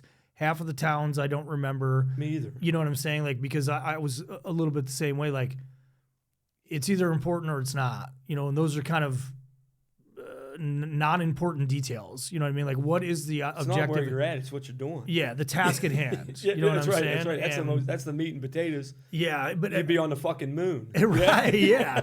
What are we doing? I'm always kind of envious of guys that are like, this date, this time, this town, and I'm like, man, I couldn't. Baghdad. I don't know. You know what I mean? Like, that's not how my brain works. You know, that name will come to me though. It wasn't Ferristown, was it? Were you guys talking? That was Ferristown. I was there, but that was. We'll get into that in a second. What was the name of that damn place? Jimmy just said it yesterday. Did he? He knows them. He knows, right? Yeah. Jimmy just said it yesterday, he's got a brain like an elephant. Yeah, yeah. He's got a neck like one too. Yeah. But obviously I did commit it to memory, but I know he said he referenced that northern town prior to Fallujah. Yes, yeah, yeah. We did a lot of work in there. Well, what did you find being it was your first time, right? It was your first time. What did you like the first time you ever inserted, like for realsies, like that had to be a surreal moment, right? Like it had to be like, it's one thing to do it in training and obviously, to train until you can do it with your eyes closed, but then it's that first time stepping off the truck or stepping off the bird or leaving that friendly lines of departure, and now it's us out here for realsies by ourselves. I never felt any different. We had this conversation, I think, the other night where you said, I was just doing what we always did. Mm-hmm. You know what I mean? I was just like, it was almost like we were doing the same thing we did at Camp Legit. I mean, because when I was patrolling at camp, I took that shit serious and all the training and everything. So I just was like, we're here now doing it. We're not in Georgia, you know what I mean? We're here and it's a mud hut and we're going to go in there. And I was just doing it. I wasn't excited or not excited. I was just working. And I remember thinking that looking back now, I never felt any different. I just was falling back on all the training. I read the map the same way. Nothing changed. I mean, we were just doing exactly what we do. Yeah. And Yeah, because you had mentioned that at dinner the other night, like, and I was like, yeah, you're right, you know, like, oh, we're just different environments, just a different place. Yeah, if you were one of those guys that you know had it in your mind that it was real, even when it was training, Yeah. then there wasn't that much of a gear shift. No. When it was for realsies, you know what I mean? Yeah. It was just like, okay, I've done this. I've done this a million times, right? And this is no different. You know, there's obviously just real bad guys now. You know, and so it wasn't necessarily a huge, you know, a pivotal moment for me either. You know, I'm just always interested. You know, like the first time you kick a door in, the first time you do a direct action mission, you know, the first time you pull the trigger. You know, it's you know, there's training, and then there's like those small instances where it's like, okay, now I'm actually doing it for real. You know what I mean? And it's interesting how the mind interprets that. You know? I guess I felt like I always was doing it for real. Right. Yeah. Yeah. And definitely thankful that you did it that way. Yeah. Because there's no time to learn it when it's for real. Yeah. You know what I mean? Like, Right. that is not the time to try and figure shit out, right? Or at least not shit that you should have already had down pat. Yeah. You know, for lack of a better term. But well, what was your what would you say was your highlight moment of that deployment? If you had to pick one thing, and it could be good, it could be bad. Obviously I said highlight, but like something that you gleaned, because that was that your second combat deployment, or was it your first? It was the second one, because the first one was kind of uneventful. Shit. Yeah, we didn't do shit. So what was your biggest takeaway from that experience? Because the operational tempo was so high. You know, when the dust settled, what do you think your biggest takeaway from that was? That experience? Man, I might have to chew on that, you know. I think there's a lot of things, you know, that happened. Oh, man. Or I guess a better way to ask it was, what were some of the mistakes that were made and lessons learned? I'll give you one, a mistake that I think was made and that I never would make again. Like, I would never take a recon team and ever bound across the road. I would never, ever, if I was in charge of, I would never send two guys anywhere by themselves, ever, in the rest of my life. Not on a fucking beachhead to do a box recon, nothing. And it's crazy because I thought, how dumb, why did we ever teach this? So yeah, tell me why. Because I watched a team bound across the road, two, and the last two got smoked. And ATL got killed. And I thought, why didn't they all six just go together? Mm-hmm. Because eventually, you're all six going to go there anyway. So this is my thought process on it. And then after being in a sniper and doing all the things that we've done, and I thought, if I set a no-shit Recon Marine at the end of this road, and I told him two Recon Marines, you and another Recon Marine, and said, 6 guys are going to cross this road sometime in the next 24 hours. And I even gave you where they're going to cross the road at. Sometime within the next 24 hours. I bet you $1 million, and you had a machine gun, I bet you $1 million they cross that road and you never get a shot on them. If they went together? You wouldn't, because because by hour 15 at 3 a.m, you're going to be like, oh, there they are. Yeah. There they ain't. Yeah. Now they're gone. Yeah. But if they bump, you'll get them. Mm-hmm. Yeah, almost speed of security. So if I took a trained observer, a trained sniper, and I stuck him in this hide site and said that guaranteed I'm sending 6 guys across this road, I want you to shoot one of them within the next 24 hours, I bet you never get a shot on them. Yeah, it's fair. Yeah, it's a fair observation. Because they're going to go, and by the time you get ready... Yeah, you better hope you don't blink. Unless you're in that glass for 24 hours, that you're not going to be. Right, No. No. We know this, right? And we're the best... I think the Marine Corps snipers are the best in the world at this. Mm-hmm. That's how I thought, No, never bound. Why would you ever bound? Then I thought, well, what if 2 guys go across the road and they get hit? What are we going to do, leave them there? Yeah, right. No, we're going over to get them. Mm-hmm. If I send 2 scout swimmers on a beach and they do a box recon and they get into a gunfight, what are we going to do? Yeah. We're going to go ashore. So you might as well just all go to shore from the get jump.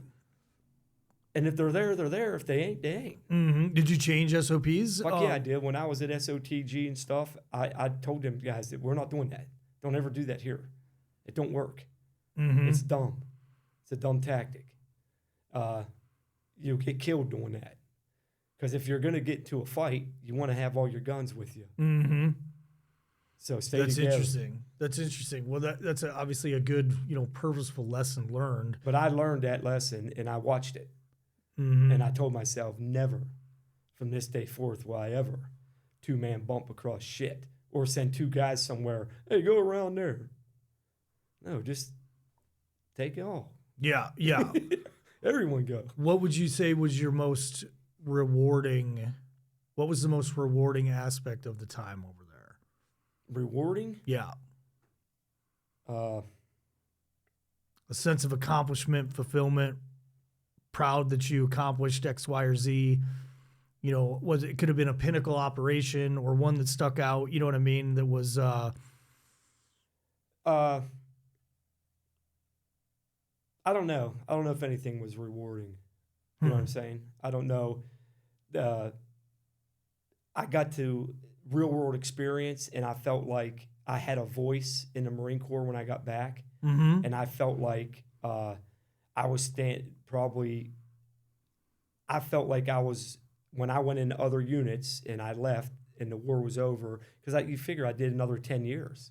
Mm-hmm. And and that's when I met you, and I came and met you. So I felt like I can stand in front of a bunch of warriors and speak now because I really did it. Yeah, for sure. It gave me that confidence to be able to stand in front of any Marine of any rank and look him in the face and say, I know what I did. And that's probably what it did for me the most. Mm-hmm. That's probably the most accomplished thing, is it gave me that confidence as a man and as a fucking warrior that I'm looking at generals now like, I'm the Marine. Yeah. You're playing Marine. I'm the Marine. I'm what they teach you at boot camp. And I had that with me, tucked away. Now, I'm not over here beating my chest and but inside me as a person, as a man, and going through all the training that I did it. And I did it with Second Force Recon Company, who are the baddest fucking guys on the planet. And I represented Second Force, I think, very well. And I think everybody in that platoon represented Second Force Recon and held that flag. And they did a great job. And that's everybody from top to bottom, from the command to the floor, to the lowest guy to the highest guy. Did a wonderful job. And that's, and I feel that way. And it makes me believe in Force Recon, and we held the standard. Mm-hmm. And I know it, and that's probably what it gave me. That's probably the most thing it gave me in the military. Now, outside the military, won't buy you a cup of coffee. You're right. Yeah, yeah. We say, yeah. It might get you a beer at the VFW, right? Yeah. I'll buy you a beer. On nickel night. Yeah, yeah. Nickel draft night. Yeah, right. Well, when you left Second Force and you came to Quantico, obviously we hit it off right off the bat. We told the story, and you mentored me. You know what I'm saying? Like you mentored me, and I remember you said something to me that, and I can't even remember I don't know if I was getting ready to go to a school or what it was something where I was like, I needed, advice or, mentorship. And you said, if you do this job long enough, something is going to get the best of you. You know what I'm saying? Like, you can't go through all these schools and all this training. I remember that. I remember when you were going to go to Recon. Was that that? Was that the catalyst? Yeah. Was I getting ready to go I said something. Yeah. Something's going to get you. Something. Yeah. You're not going to walk through any of this and crush. No one walks through all this and just crushes it. something's going to bite you in the ass. You know what I mean? And that stuck with me. You know what I mean? Like that landed and it stuck with me hard. And especially because during that time, even within in the schoolhouse, I felt like I didn't have a lot of supporters. You know what I mean? There was a lot of guys, and I love all those guys to death. I'm not saying anything bad about anybody that was there. It was one of the highlights of my career. Well, in the special operations community, if you will, there's a hell of a lot more haters than there are supporters. Yeah. And I don't know why it's like we eat our own, dude. Oh, my God. It's ruthless. Fucking terrible. It's ruthless. Isn't it? And to be quite honest, that was one of the, like, when I got to, when I got over to Recon, that was kind of the first time I'd ever experienced that. Other than a little bit here and a little bit there, you know, I don't want to say personality conflicts, but like, you know, it was almost like if you were forward leaning and trying to, I don't want to say pad your resume, but get schools, get training, and make yourself more marketable, right? Even within the organization to go on and do other things. Some people got a case of the ass about that. Yeah. You know what I mean? Yeah. And for what reason, I don't know. And obviously you were not one of them. And, you know, so, and that stuck with me, like I said, because you were right. You know what I mean? Like, there was a lot of things in that training pipeline that bit me in the ass. Yeah. You know, Like, you know what I mean? You know, I didn't see that coming. yeah, holy shit. Yeah. You know, I need smaller fins. yeah. Yeah, I need Oh. something. Yeah, I need help. But I that stuck with me, and you know, there's just one of those things where I'll just never forget you saying that. You know what I mean? I'll never forget you saying that because I looked up to you. I looked up at your accomplishments, what you had done, and it was something to be emulated outside of our friendship. You know what I mean? Yeah. I was like, hey, this guy's fucking. He's done some, and it wasn't like I wasn't a combat vet myself. You know what I'm saying? As a sniper team leader and things like that, but there was always kind of like that next horizon, you know, and you guided me, gave me good advice. And, you know, and that's all that I always ask the guests, like, who are your mentors, you know? And someone who's a mentor, you know, you can be a mentor on the spot.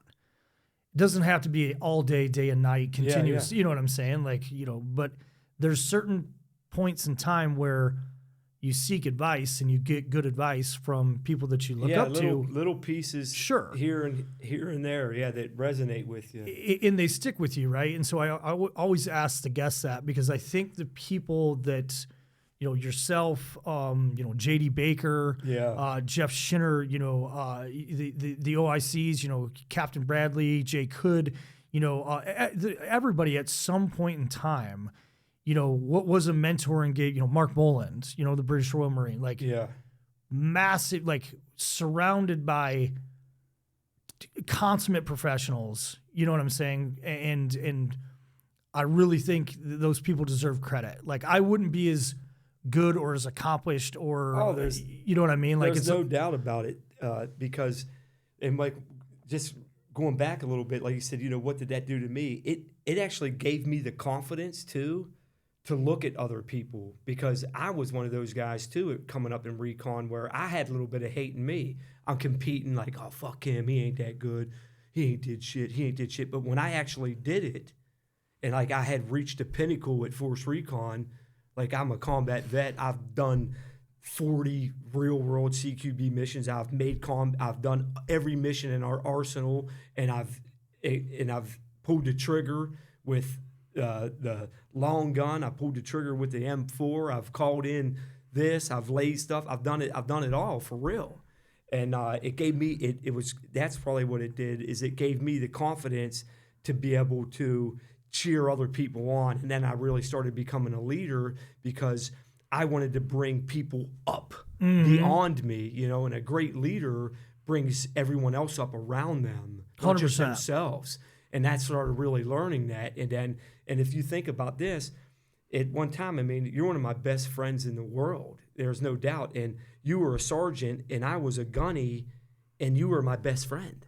I was hanging out with you. I mean, we go to the chow together. I mean, and I never looked at it twice. And you were teaching me things that I was learning at sniper school. And I told you that the other night, and I was like, man, so I did all these things, and I come to sniper school, and I can remember when you said it to me, you said, Jesus Christ, man, have some equanimity about yourself. You know what I mean? And I'll never forget that. And I'm like, did you just call me an asshole? yeah, yeah. The fuck? And you told me that and you were a sergeant. You know what I mean? And I was like, wait a minute. And then I sat in your class and I watched you give a class and you gave me a class. And then I was like, well, wait a minute. These guys know more about things than I know. You know what I mean? I wish I would have known this when I was in Fallujah or when I was in combat. And I was like, fuck, these guys are dead on. And that's my respect. And then that's when I probably quit looking at rank. Sure. Then I knew that, well, rank has nothing to do with really none of this stuff. Right. You know, you got to go to the battalion and wear a rope, or you ain't allowed to be recon. And that's when I knew, I was like, well, fuck, this guy could go be a team leader at recon right now. He's teaching a team, Force Recon team leader shit that I didn't know. And I'm learning from you, then I'm learning from Sharon. You know, what a great marksman guy, you know what I mean? Oh, sure, He's teaching me stuff. He's a sergeant. You're teaching me stuff. And I was able, because I had got that chip off my shoulder, because I had been in it, I was able to take that to where if I wouldn't have served in that realm in that combat and been through that, I may have still been that pompous asshole. I'm second fucking force. Fuck you on this shit. Oh, sure. I might have not, me being in sniper school might not have been a good thing. Yeah. But because I went through that and I was confident in what I seen and done, and I didn't have to measure my dick no more, I was able to take instruction from guys like you and things like that. And I think that helped me a lot in that aspect as well. Yeah, I don't think anything humbles you like war. You know, like active combat. You know what I'm saying? And it's almost like that two-way street, right? Like there is that pride aspect to it where I've checked those boxes. I've hit all the wickets, so to speak, right? You know what I mean? I've done it for realsies, was successful. And so it's easy to, kind of puff that chest out a little bit. But at the same time, it teaches you that, man, like, I don't care how good you think you are. I don't care. It can go wrong. Like, nobody's got this licked. You know what I mean? Like, we're doing the best we can, and hopefully luck's on our side. You know what I mean? Because it doesn't matter if you're the fucking baddest dude on the fucking planet. You can, as you like to put it, you can catch a hot one. Oh, you come around right in the face. Yeah. Right in the face. Game over. You know what I mean? Yeah, game over. So, yeah, I mean, and like I said, I can't say enough good about the guys that were there. We had an exceptional crew. We had an exceptional crew, true subject matter experts in their craft. And, that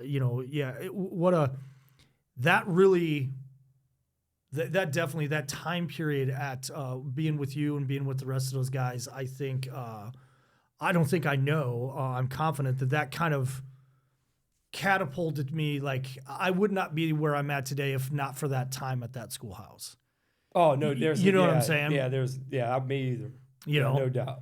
Yeah, it was a blessing and an honor to have served there because. And we were touching base with FBI guys and a lot of other three-letter agency guys, and we were seeing things and doing things and learning. Just, man. Yeah, kind of opening up the aperture, so to speak, right? And getting out of that because there's always that element of myoptic or groupthink. Right, when we're kind of inside, and there's a lot of benefits to being, how long was your Force Recon platoon a platoon prior to that to Fallujah? A year. Maybe. You know what I'm saying? A year. But even in that year time frame, if you've got guys at that caliber and at that level, they can immediately mesh very, very well. Yes. And become, hit like we talked about last night, kind of hit that flow state because everyone is at that age level, maturity level, like they've got a lot of bandwidth because they've got the basics down with their eyes closed. Yes. Right? And, my sniper team that I went over to Iraq with, like, I want to say was 2.5 years, maybe longer. You know what I mean? Like, we could finish each other's sentences. Yeah. You know what I mean? Like, we were just shy, and I'm being facetious, but borderline telepathic. All I had to do was fucking look at one of my guys and they knew exactly, and vice versa. Yeah. Because we had spent so much time together, which obviously made us highly effective, and so you're sucking up that knowledge and that experience from all those other people, and I just, it will always be one of the highlights of my time in service. Oh yeah, is me that too. time there at Quantico. For sure. The people, the experiences, just the everything. I just can't say enough good things about it. Oh yeah, me either. Yeah, it's great times. But so where we so Quantico, sniper instructor, and then HRP. Yep, high risk personnel. Yep. So then I picked up gunny, then went to HRP. Had to deal with my cousin. Yep. Had to deal with him. Yeah. Had to deal with Justice. Yeah. That was such a fun course, man. That was, and you had a good crew down there too, man. That was such a fun course.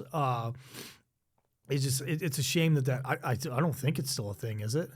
I think it went away. I think it's way gone. Yeah, it went away. Yeah, and then you ended up. Where did you go? Where did you go after HRP? I lost track. So I leave there. I go back to 2nd Recon Battalion, and I pick up a platoon as a platoon sergeant.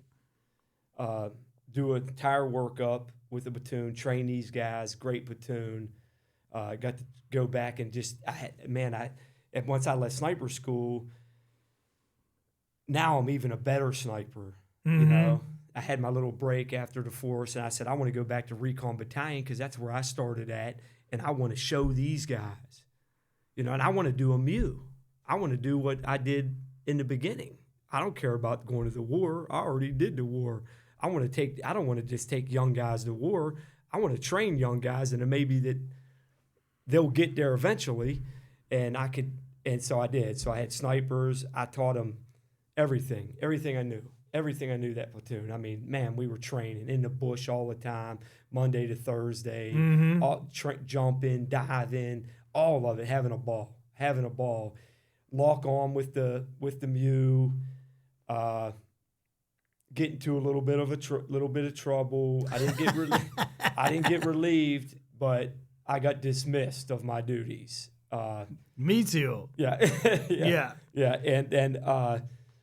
And the rationale was the colonel told me that he believed that my platoon was more loyal to me than they were the institution. And those were his exact words. Mm-hmm. And I was like, damn, man, I must be a strong leader, and they probably were. And that may be bad, That's probably a bad thing all in all, but they probably were. I don't think so. Yeah. No, I don't think so. So I leave there. I get put in the S3 shop. I'm running like pre-dives, pre-snipers, and then I get orders to SOTG as the Staff NCOIC of Special Missions Branch. Yeah, Special Operations Training Group. Yep, Special Operations Training Group. Because they were having some issues because MARSOC was standing up. And they were sucking. All the force guys were jumping ship. And SOTGs, they were the big dicks. Trying to find a new place at the table. Yeah, and the MEUs are funny. And I even believe that they weren't even using they were using air officers were becoming MEU commanders then. Oh, no shit. Yeah. It was a weird time. It was a weird time, man. Like, so you were seeing dudes, it used to be infantry officers that were MEU commanders, and that's it. Mm-hmm. Well, now it's, you got an air officer that's a MEU commander. That's kind of unheard of. And things were changing. The Marine Corps was changing, and I go there, great, put a course together. I get to teach all these tactics and stuff that I learned. Like, no, we don't do the 2-man bump. Let me see your SOP. Yep, scrub that. You're not doing that. We're going to do it this way. I was doing contingency planning and a lot of stuff that I learned at sniper school about concealment and how close we can get to targets. And we were, I was really refined, man. I was probably tactfully, I feel like I was the best I ever was in my life when I was at SOTG. I was a gunny. I really understand this whole thing. Mm-hmm. I understand about like no comm planning, contingency planning, pre and post objective rendezvous points, what a rally point is, how it differs from a rendezvous point, how our E&R plan. We don't E&E, we E&R because we recover. You know, and just how we're talking. Words mean things, and you know what I mean. And I'm really, really getting it, and light bulbs are really coming on. What are you at the 15-year mark, give or take? So when would this been? So, yeah, probably right around there, 14, 15 years. 09, 2010. Yeah, which is the right amount of time. You know what I'm saying? Like it's 11, 12, 2011. Yeah. Yeah. Yep. That's a doctorate and then some. Yeah. You know? Yeah, I'm really, really good at this shit, man. I really have a good understanding from it. And I feel really confident, you know. Like, I'm teaching company commanders how to brief. Like, hey, sir, do it like this. Flow chart. Like, I could brief. I knew it all, like the back of my hand. I mean, and man, I felt like a wizard. And what do you want to do? Don't matter. Sure. Do it all. And then I leave. Then I'm getting ready to coming up to retirement. You know what I mean? Like I think I was at the time like 17, 18 years in. My time at SOTG is coming to a close. I got into a little bit of trouble. You know what I mean? Nothing major. You'll have that. Yeah. Yeah. You know? And I had to they said, where do you want to go? What do you want to do? And I was like, well, I want to go back to Quantico. I started there at EI company. Sure. Gotta come full circle. I was there in the middle of my career at my 9-year mark, 10-year mark with you. And I said, I might as well end there. I like the area.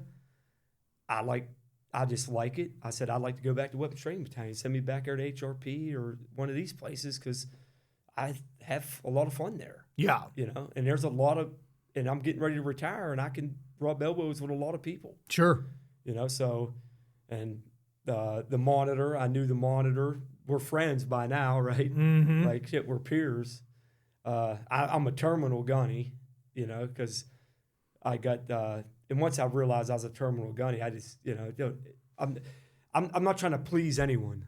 Yeah. Like, I don't care about a fit rep. It doesn't even matter. I'm going to retire a gunny. Yeah.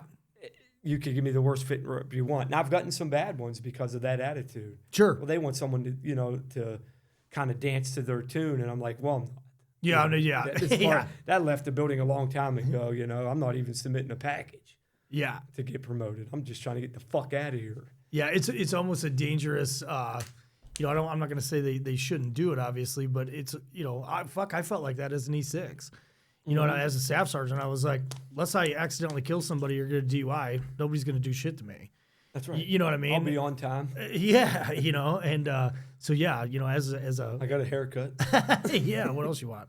You know, well, yeah, when you transitioned out, and it's a fantastic segue into, you know, post Marine Corps life. You know what I mean? Like, you started your own company, Semper 5 Pavement, right? Well, so when I was, but little things helped me with that stuff though. So when I went to Quantico, I went and I worked for a gunner, and they were doing the combat pistol program. And he said, man, you got a lot of shooting experience, basically. We're changing the face of the Marine Corps. We're teaching everybody to draw the pistol. So I got involved in that program, and I wrote that program with the gunner. And I tested everything, shot everything, got to fly out to MP school out in, where is that school at? Fuck, wait, I don't know. It's you know where, it's the Army school, Fort Leonard Wood. Okay, yeah, I've Missouri. never been. Oh, it's cold as fuck. Really? Yeah. So I was out there in the winter, and I got to shoot with those guys. And then, you know, I'm getting Force guys coming from SOTG. They're coming to Quantico. We're shooting. We're testing pistol things. We're doing all this, and we developed this course, and we make the combat pistol program. So when I retire, it's done. Now everyone's doing it, and I'm like, hey man, we did that. Yeah, it's a good kind of legacy, right? Yeah, how many, and then looking back on it, like how many Marines have I affected? Mm-hmm. You know, that's probably one of the biggest things.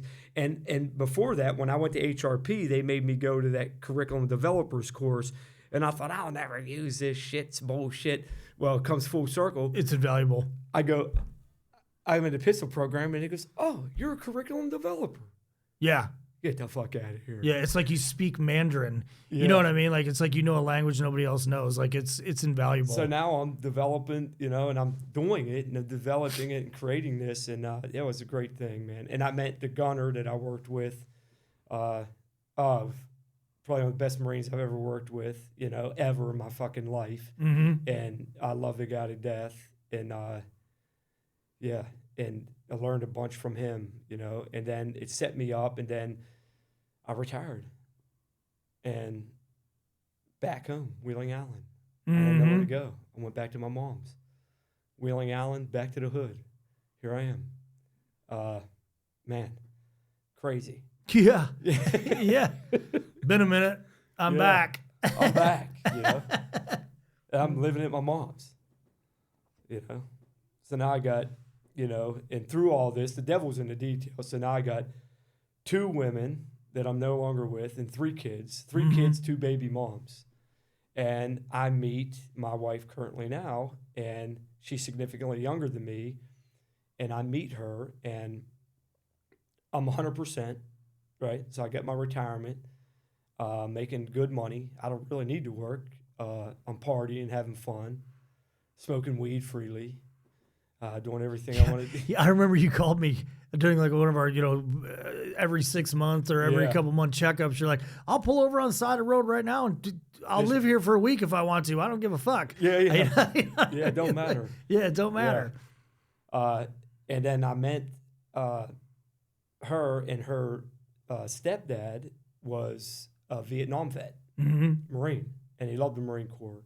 He was older, and he was self-made millionaire. This guy, man, he was selling, I mean, he's way older, so in the 50s, I mean, he was selling fruit in downtown Wheeling, him and his brother, selling vegetables and shit at one time. And he goes on to the military, the Marine Corps, and he was an infantry guy. And then he moved and was a comptroller in the Marine Corps, and he learned about finances and money, and then he started a construction company, and man, all kinds of things happened to him. Like he was back in the days, but he told me, he said,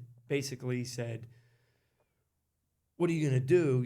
And I said, well, I don't know, nothing really. He goes, well, you got to do something, you got to do something, and basically he said, you ever lay blacktop? You familiar with blacktop? You drive all over it. And I said, no. He goes, he goes, if I had to do it all over again, I'd get into the asphalt business.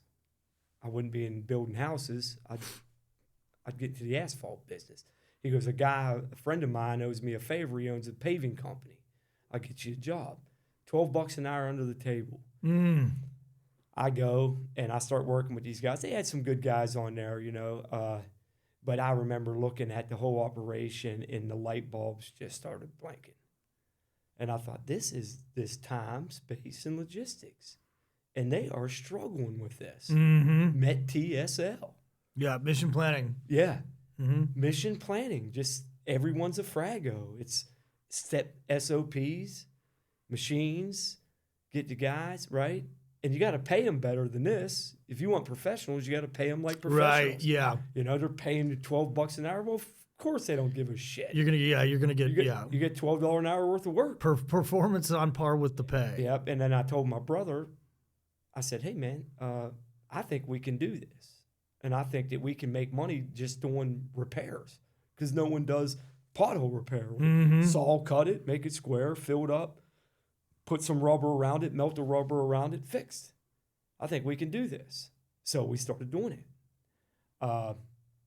Then I started researching, and I started looking online, and there was this thing called an infrared heater where you could actually heat the asphalt. So I could stick this heater over a damaged piece of asphalt and reheat it, and then spray oil back in it that rejuvenates the asphalt, and then I can lute it and then roll it and fix it.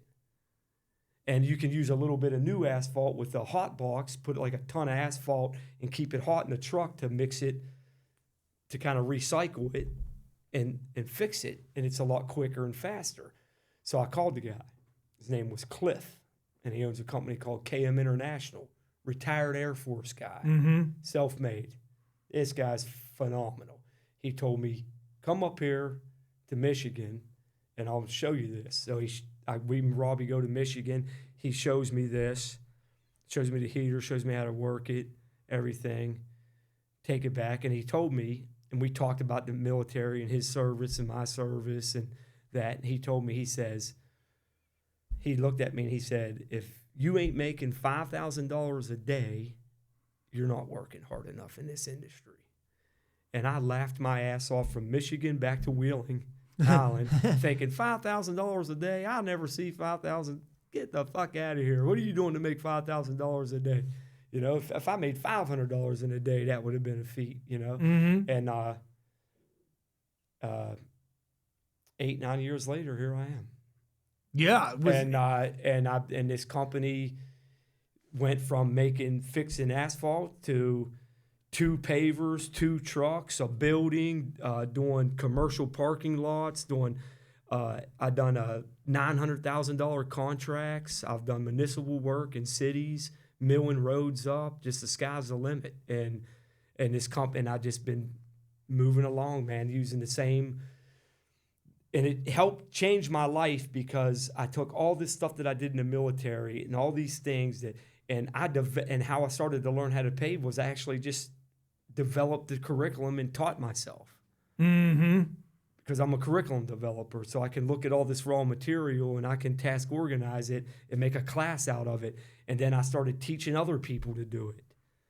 And then I started getting SOPs and then I started using our mission planning and it just, man, and then the first thing I did is uniformity. I said, I'm buying your pants and your shirts and you're going to wear this hat. You know, and you can't have a unit without uniformity. So I made a unit, and then I teach them, and I do classes, and I teach them how to do the stuff that we did at sniper school, and share the stuff, and get passionate about it, and sink my effort into it, and it's been fucking lucrative, man, and it's taken off. It's so badass, dude, because it's you know, like. And that's why your origin story is so important, right? Like you're no formal education, no formal business, anything. You know what I'm saying? No, just streetwise common sense with a ton of military application and being able to overlay that. And, you know, I think that speaks to the abilities of enlisted Marines, you know what I'm saying? Yes. And how they can transition and apply those things. Because we made the joke, right? Like, I'm the baddest dude on the fucking planet. I got every T-shirt there is. I killed more people than cancer. And guess what? None of that makes a fuck when you get out. You know what I'm saying? Like, well, you know, you might, like I said, you might get the beer at the VFW. But those intangible, like those, you know, the principles that we learned that made us effective, you just transition those over to... And now you're not moving a tank or an Amtrak. You're moving an asphalt, you know, a dump truck or whatever, piece of right? Equipment, paving machine. Yeah, I think it's amazing, dude. Yeah. I think it's amazing, and that's why you're here, and that's why your story is important because it shows. I mean, I felt that way when I got out in my year-long. Well, my wife was a CPS worker, and then she quit that and is 50% owner with me in the business. And now she's an administrator and does all this stuff. And she's pulled her hair out and she's learned and she's a business owner now and she's learning, you know what I mean? And I'm learning with her and she's younger than me. So she was more savvy with technology and you know what I mean? She has a college education and I was able, you know what I mean? And we work together. It's a good team. Yeah, it's a really good team. Yeah. And yeah, if it wasn't for her, I couldn't have advanced as far as I would either. But, you know, it all just came in line, you know, and it all just came. And then here we are, we still running the business and she handles all the administrative stuff and You know what I mean? And I do all the operational stuff. And for the audience, right? If you're a young service member right now listening to this, and you've got 6 months or a year before you get out, what would you say? What's one piece of advice, or a handful of what is something that you would say to that individual getting out, as far if they're thinking about being an entrepreneur or starting a business in any way, shape, or form? What would you tell them? Adopt the basic values and principles of the institution that you served in, and take them with you. Uniformity, be on time, haircut, professionalism, those things. Everything else is going to fall into play. Everything else is common sense. Yep, it all comes. Mm-hmm. Show up, be on time, be 15 minutes early, be prepared, pay attention to detail. Yeah. Remember making your rack in boot camp? That matters. Mm-hmm. The little things. Yeah. Yeah, it's the little 4 things inches matter. all the way across. It's this. Pay attention to the details, no matter what it is you're doing. I think it's interesting that you say that because I've had experiences with civilian contractors in whatever way, shape, or form, and I can remember, and not anyone in particular. I'm just saying in generality, where I'm like, Jesus Christ, if I were to start said business, I'd be ahead of the curve if I just showed up when I said I was going to show up, right? And show up on time. Yes, you know what I mean. Like that's Jesus Christ. Does nobody like I had some contract work that I was farming around a couple months ago, and I had 3 different companies on the hook, and I couldn't get any of them. I was like, either everyone is independently wealthy, or you know what I mean. I'm just trying to give someone my money, and I can't get anybody to show up. Oh, it's unbelievable. You know what I mean? It's fucking bananas, unbelievable. Dude. Yeah, I do that too. There's things that we need, like stuff around our home and stuff. I can't get no one to do. You don't want to make any money. What the fuck? Can't give it away. Yeah, no shit. Yeah. You know what I mean? And the amount of time it's taken me to get somebody to come over and just get an estimate, I could have taught myself how, you know what I mean? Like I should have just did it myself, Yeah, do what you say you're going to do and show up and be on time and be professional and know your craft, and know what you're talking about, and you'll be fine. Yeah, be a student of your profession no matter what that profession is. That's right, no matter what it is. Yeah. And the devil's in the details. Mm-hmm. Pay attention to the details. Yeah, for sure, dude. And that's the biggest thing, I think, in anything. I tell my son that, basketball player, details. Mm-hmm. Details. Yeah, man, for sure. Yeah. For sure. Well, Chris, did we miss anything? Is there anybody you want to shout out to, or? No, not really. I think I'm good. I'm here. Hopefully I live a lot longer and I can continue to grow my business, and hopefully my family will benefit from what I've done and the path I've traveled. Mm-hmm. That's the main thing. My kids and my wife, and and I hope that pray for peace. Yeah. Right? Train for war. Mm-hmm. For sure, dude. For sure. Yeah, for sure. Well, like I said, dude, I love you. I can't thank you enough for coming on and making the trip. I learned a ton. You know what I mean? It's always interesting when you sit down. You've known someone for as long as we've known each other, and you still learn things. You know what I mean? For sure. Things come out in these long form conversations, and so I appreciate it. Oh, I appreciate your time. I appreciate your friendship. I cherish it, and dude, I can't wait to see what the next 5-10 years brings you.